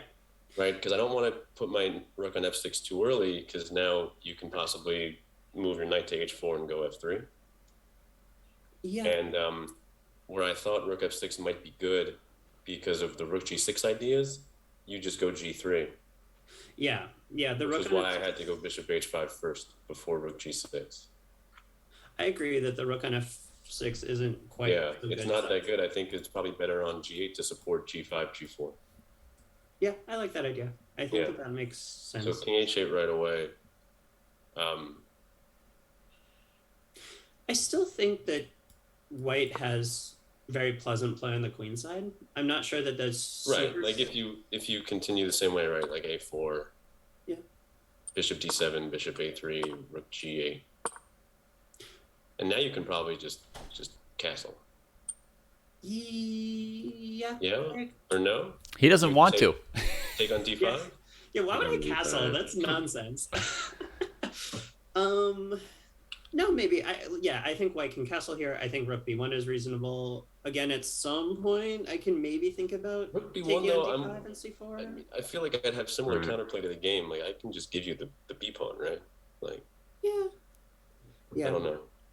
I still think there's one other thing that I just want to look at is Yeah. Oh, so bishop d7, a4. So if we go back to the kind of the most critical moment of the game after queen d5. Right. So I was after I blundered, I realized I think the other move I was really considering here is rook g1, and I want to see Right. if that's actually working or not. So on rook g1, do I also have knight d4 again, like the same idea? It's always hovering, Right. but I think if you take, I think I take back on d4. Okay. Knight f3, Okay, knight f3. I have to take it. queen f3. Okay. Now I'm hitting Now- b7 and a3. Yeah, but I think so. If I play rook b3, if you go rook check, I have king f1, and then you're out of checks. I Oh, think. it's stopping queen h3 as well. Yeah, so I think rook b3 is a really important defensive move here. So rook e8. Okay, I king slide, f1. and I think you're just losing here.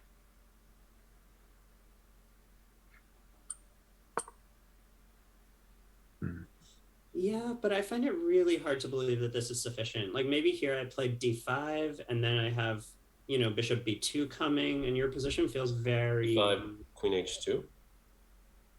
Yeah, but I still just go... Oh, on bishop b2, you want to go rook e1 check? Okay, I see the idea. Maybe I have to play... Maybe I go rook b to g3 first? I don't know. I feel like I can turn things very quickly on your king here.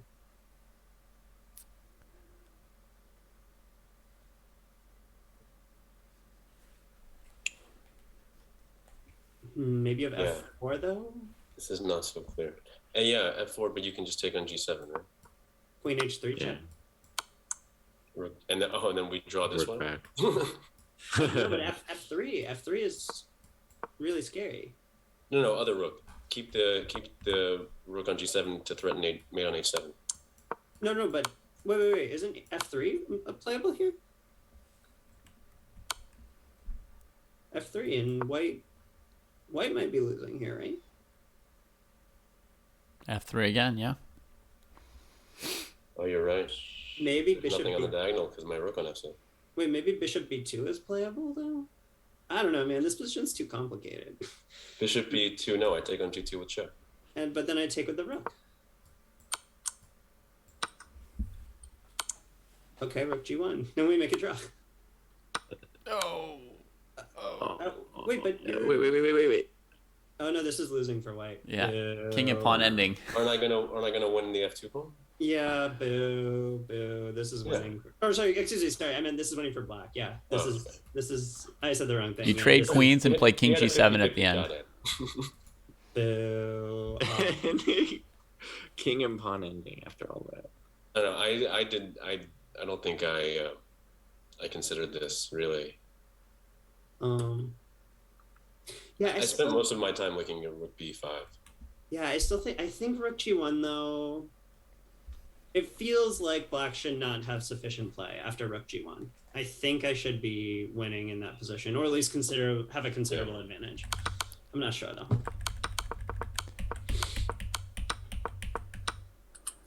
But okay, the position is just complicated, right? Like I haven't Right. castled, so there's always play.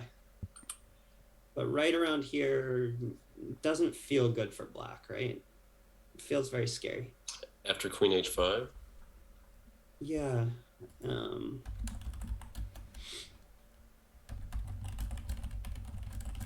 yeah, black may not have more than a perpetual type bailout,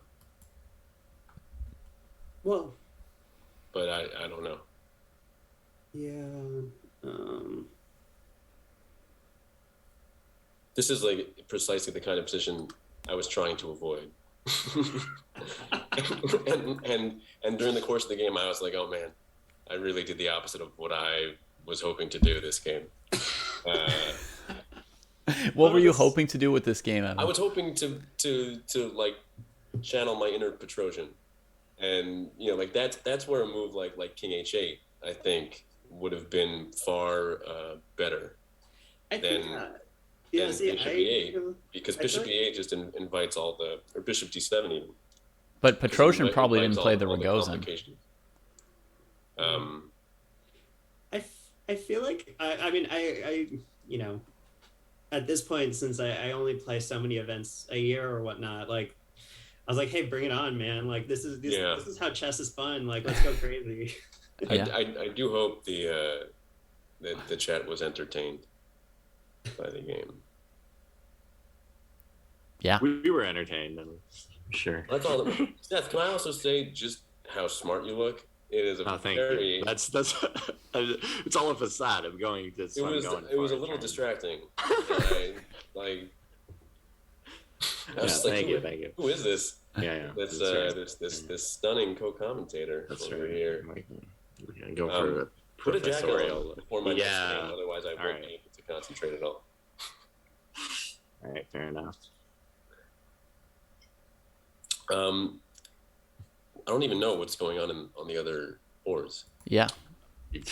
Well, that's what Man. we're going to go check out now. Yeah. So, All right, well, great game, Teddy. Yeah, super exciting, and good luck in the next 3 games. Yeah. Thanks, guys. Next Well, round is in just under an hour and a half. Should I log out of Zoom and then come back before the next round? You can, but if you could just leave your Zoom idling, it would avoid me having to redo all the things. So if you could just, mute it and wander off, that would be awesome. All right. Let's see if we can find... that game was insane. That was awesome, that postmortem. Let's see if we can find Casa and Fizzy Band in here. We've got Fizzy Band, so that's a good start, although he's above Casa right now. No. There's Casa. All right. They're swapped. They've been swapped. I don't know how Evan and I'm going to have to swap them back, right? I don't know how Evan and whoops. No. Wait. Casa up top, please. Okay. Fizzy blow. All right. Moves are being played. Let's see. No. Sorry. There. Yeah, I don't know why Evan and Teddy were able to swap Fizzy and Casa, but okay. We've got him. We've got them up here. This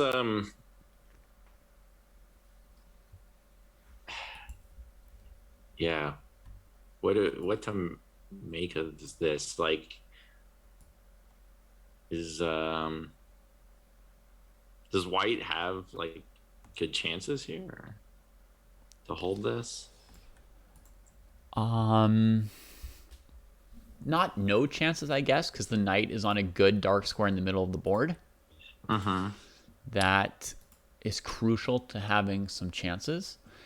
White's pieces are all reasonably well placed. That's what it seems like. Like the rook is active, king is active, knight is centralized, right? Those all seem if I'm just checking my boxes as I evaluate a position, those all seem like good things, but I don't know if there's any concrete problems.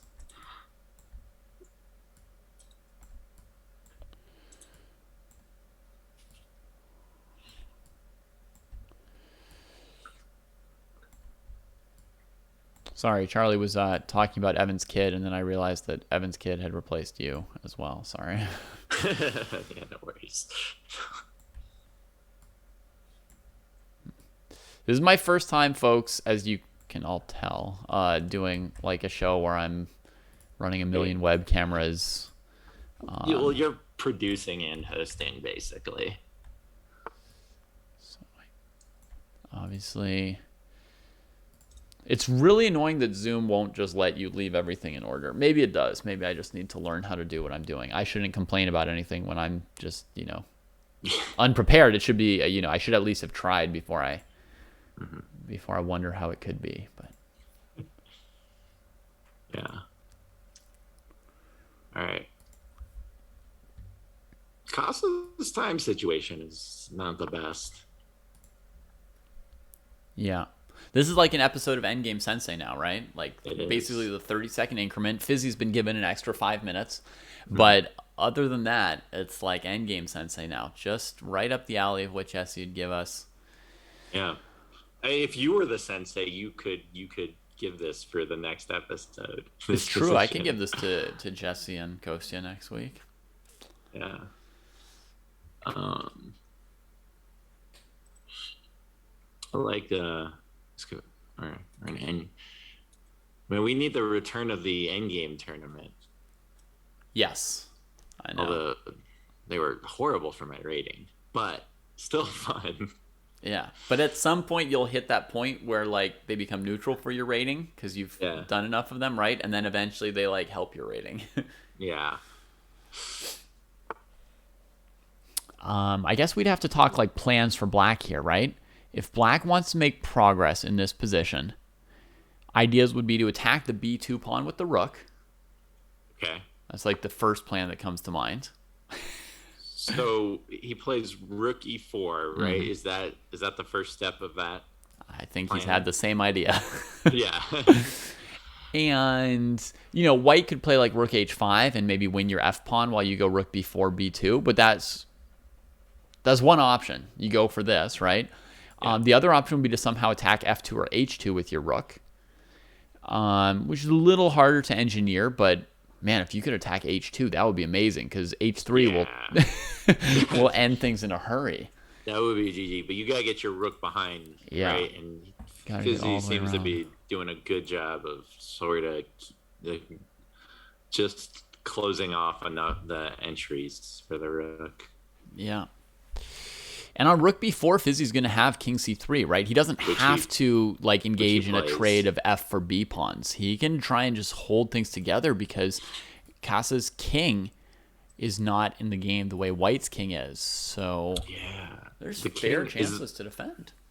Is the king a problem? Like, does Casa need to make a plan to get this king in the game if he's going to win, or can he win without it? Possibly could win without it. Not the easiest to do, but it would have to be like the rook winning b2 or f2 somehow. There's a suggestion in chat of maybe playing f4 here. And basically, if you trade those pawns, now this king on its own can't get back and forth between b2 and f2 as fast as your rook can. So that could be like a real idea here to try and, break down the defense without the use of the king. He tried to bring the king around the bishop to get off the 8th rank, like king d8.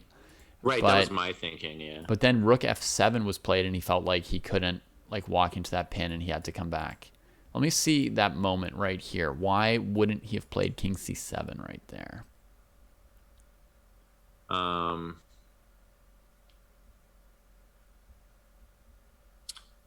Maybe he thought it was more important for his rook to be mobile than his king or something like that.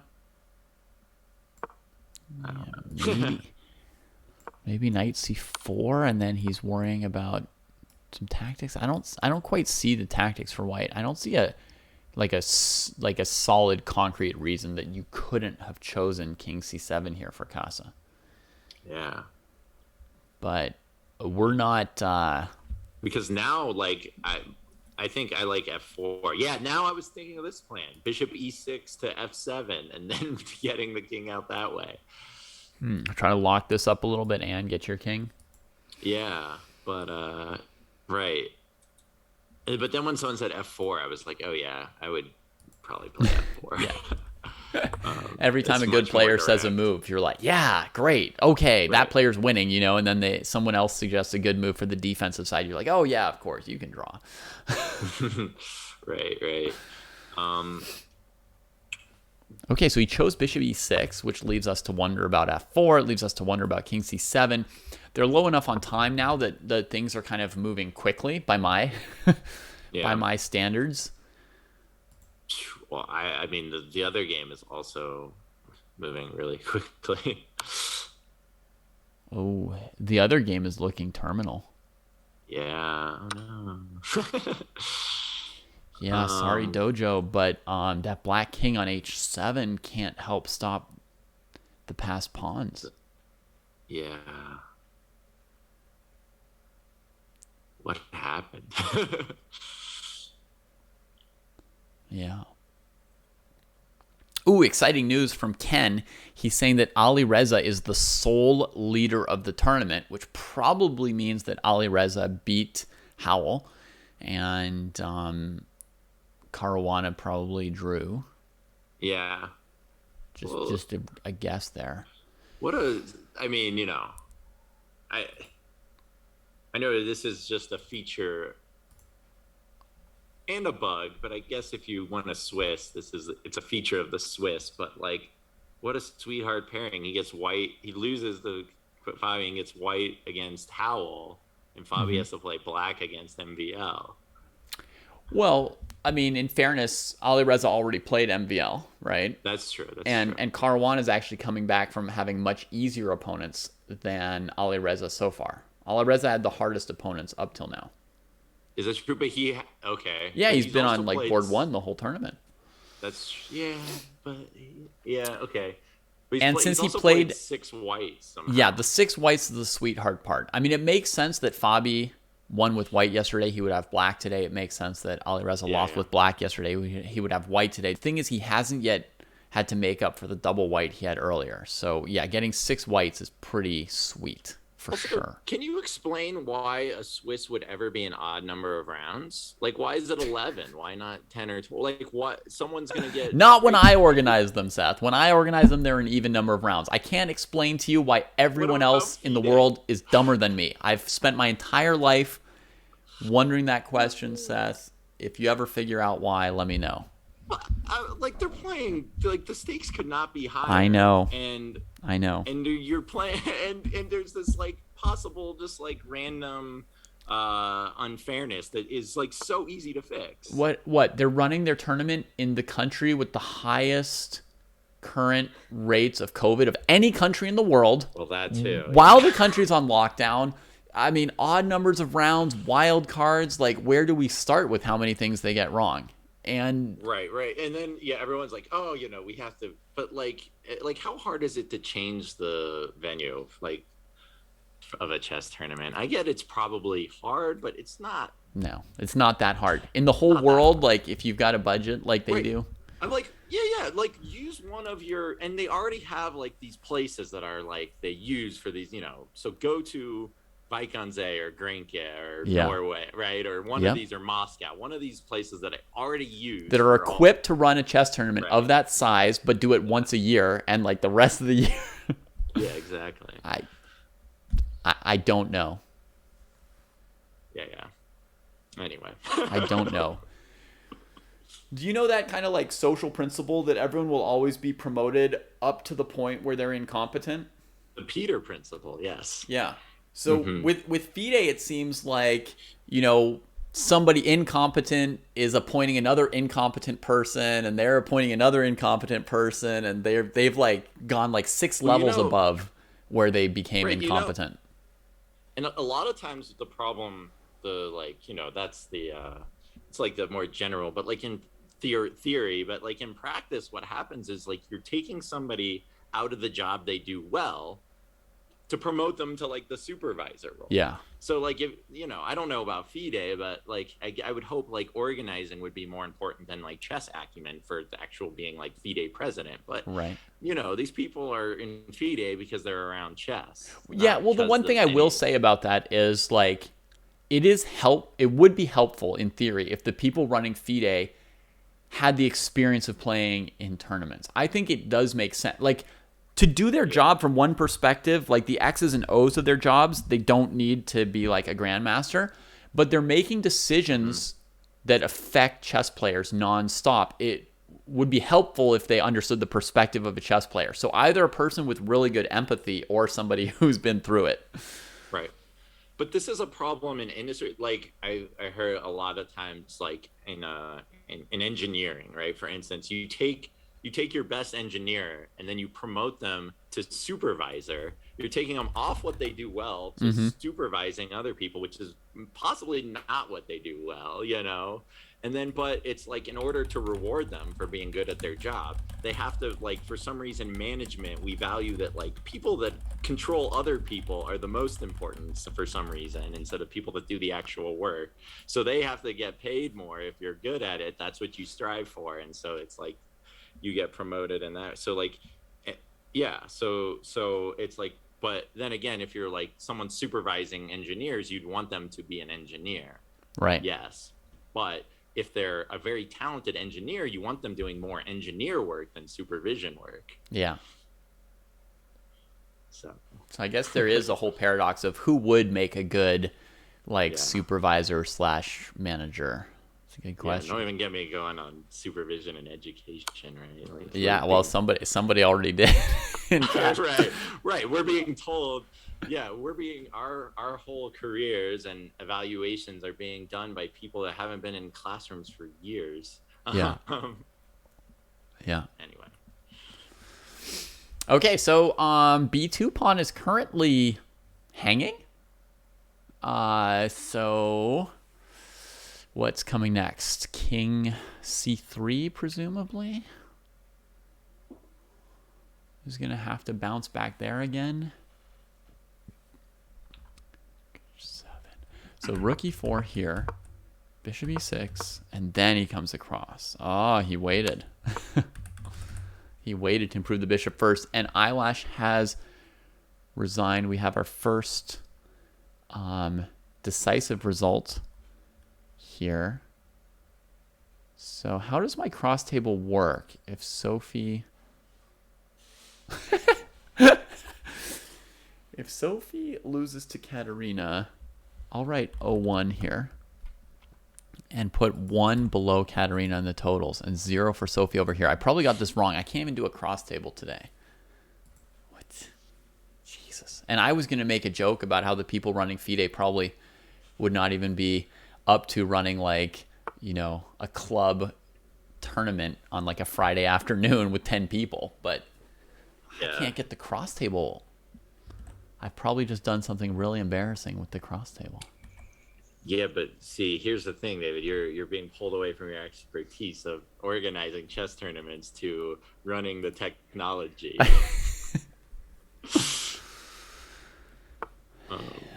Okay, so the king came to C3 and F4 came in. So Casa is not saying that anybody was wrong about rook B4 or about F4 or about maybe you should get your king up. He's managed to do every single thing that everyone wanted to do. And they said you only get to make one move at a time. His king's off the 8th rank. He's playing F4 when the white king is the furthest away from F2. Well, what was rook H8? How and why did that happen? Let's see. I need to go back. Rook H8. That seems like the opposite of what you want to do. Yeah. Yeah. That seems. I mean. I don't know. It's coming from someone who understands way more chess stuff than I ever could. But right. If I was giving like a beginner advice and I was watching their game and they did that, I would be like, no, rook H8, you can't do that. Yeah. Yes, it's not lost on me that this is, Scrub talking about All-Star, but Rook H8, I don't know. The All-Star seems to have something to listen to here. I'm gonna bring you back again.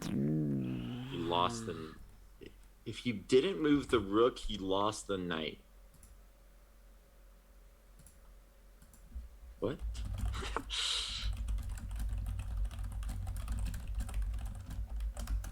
Explain how.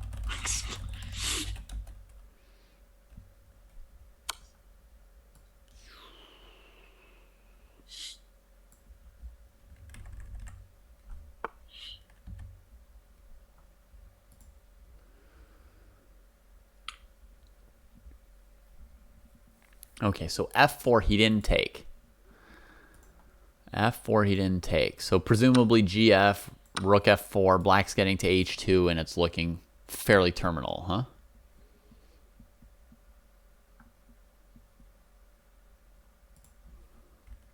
Heads back to the first rank with that poor knight.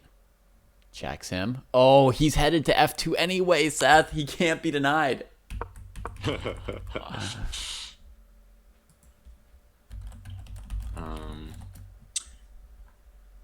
Icy asks how I estimate my own level in opening, middle, and endgame. Well, if I'm like a 1500 player on chess.com, I would say like I'm a 1700 opening player.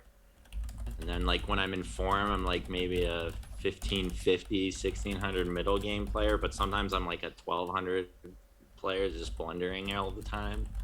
And then probably like a 1400 endgame player or something like that. I don't know. Actually, some end games I play really well and some I play really badly.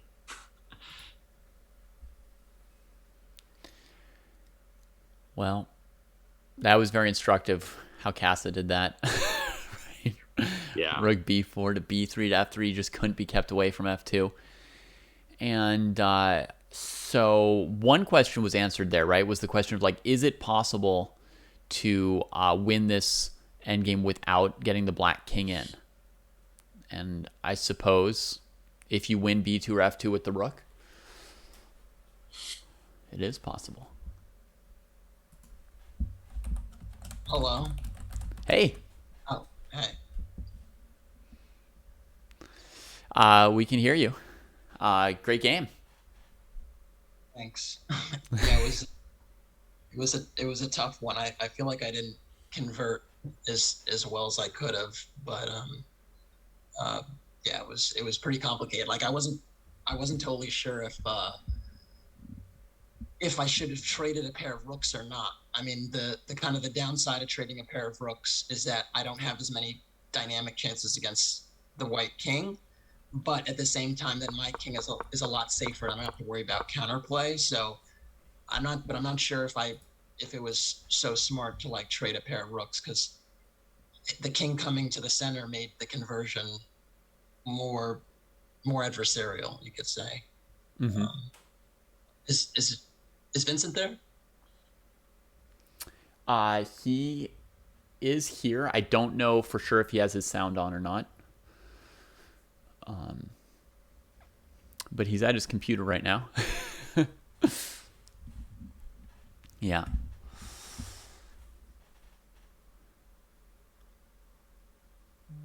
But essentially, you were up a pawn for nothing, and it was a question of, conversion and technique. You weren't. Yeah, he didn't really have compensation. Yeah, no, I definitely did for sure. But right before it actually wasn't.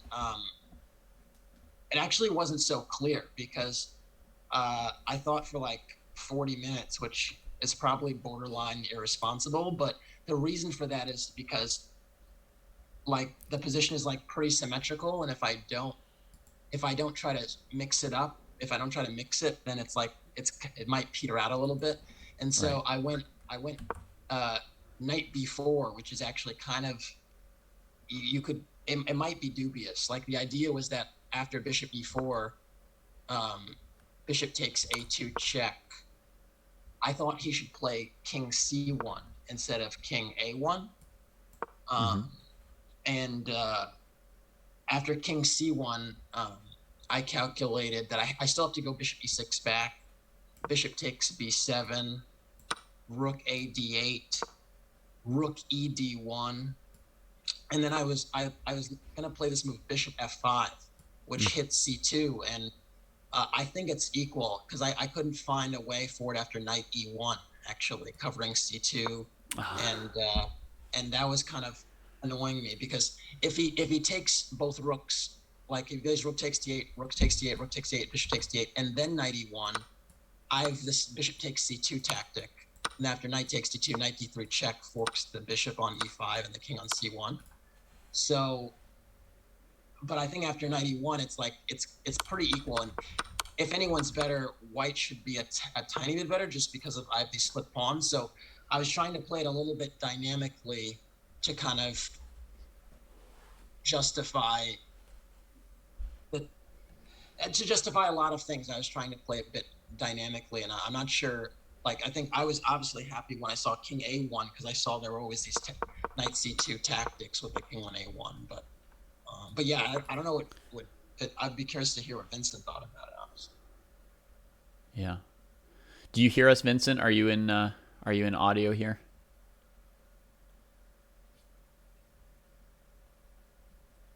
I can message him real quick. Yeah. Yeah, well, for everybody watching, that gives you like a small taste of what it's like to calculate for 45 minutes. You saw that very, very long variation with the knight, bishop takes C2, knight D3 at the end.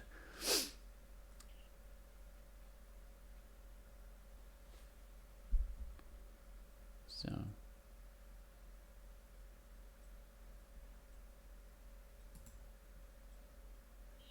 let me see.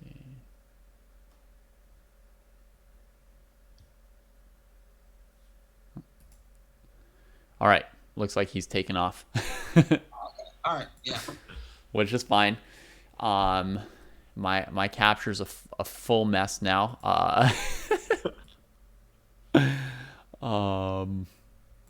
So but the next round is actually in just under an hour, right? So exactly. we just turn the video and the audio off and come back.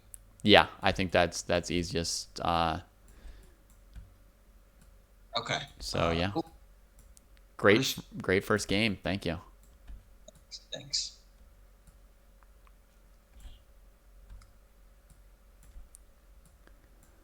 Okay, Seth, I'm bringing you back. I think we're basically going to do a sign off here and take a little, and probably take a tiny break since everybody's done, and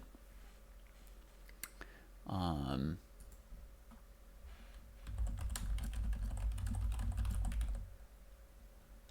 don't think so, Wrath of Gods. oh, you got bumped again. Okay. Here, bring Vincent and see what that does to my view. All right, folks, this is beautiful. This scene here. But yeah, I think it'd be great for us to take a little break here. My video stuff is all over the place. We're gonna put a point here. No, we're gonna put a point over here for Casa to update this before we go. I don't know where on earth this piece of Seth went, but maybe I'll just turn it off. Nope. Nope. Real quick, which dojo? Nope. All right. In any case, we've got maybe the cross table correct. In the end, we have 2 dojoers drawing their first round games, 2 of our all-stars, and 2 of the invited stars winning games against the dojoers.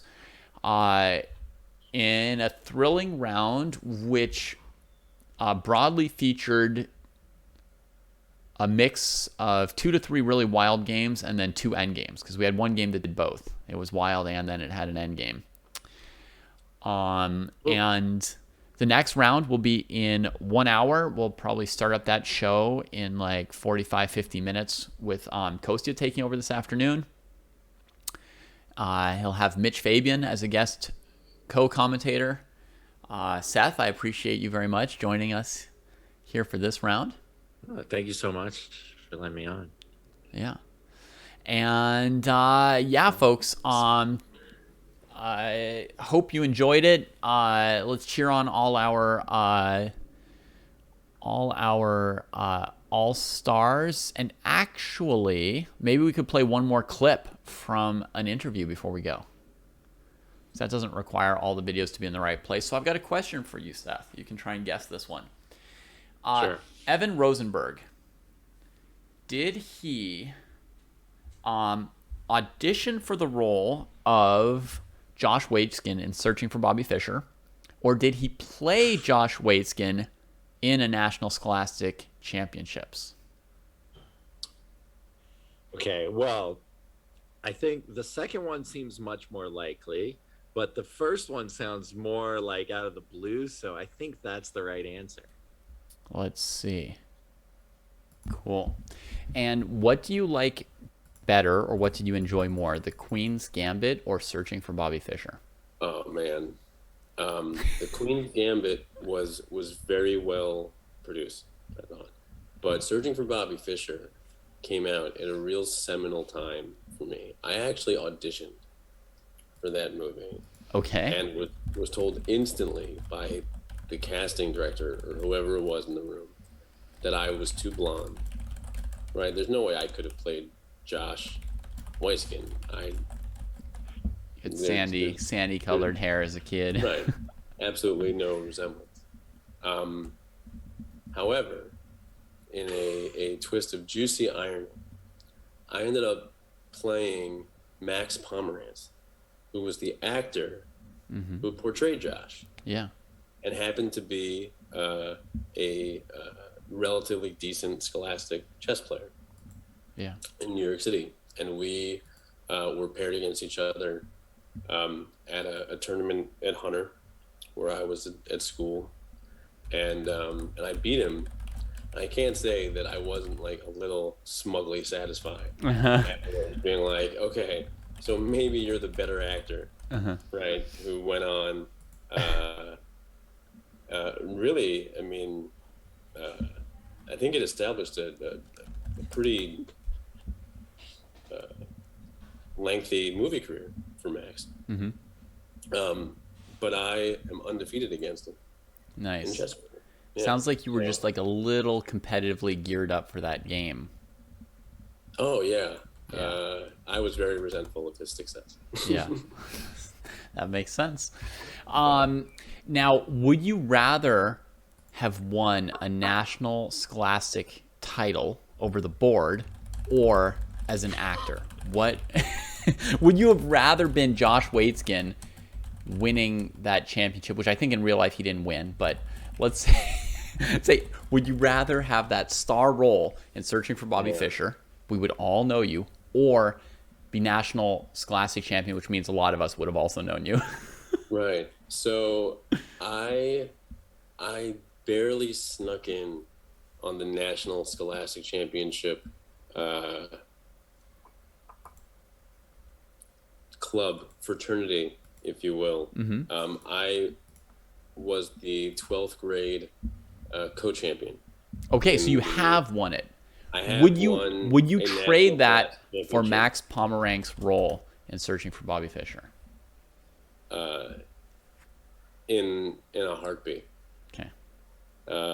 That just seemed like such an exciting role for a like young chess enthusiast to play, right? I mean, Josh Waitzkin is a fascinating guy, and he was a really gifted chess player. Yeah. I'm sure he still is, but yeah.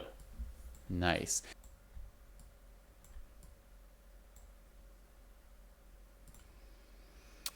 Okay, so we are going to take a break here from our coverage of All-Star Weekend. So thank you everybody for joining us. Hope it was fun. We'll be back in about 40 minutes or so, 45 minutes with Kostya to cover round 2. And yeah, see you then. Thanks again, Seth. Thanks again, everybody. And see you later.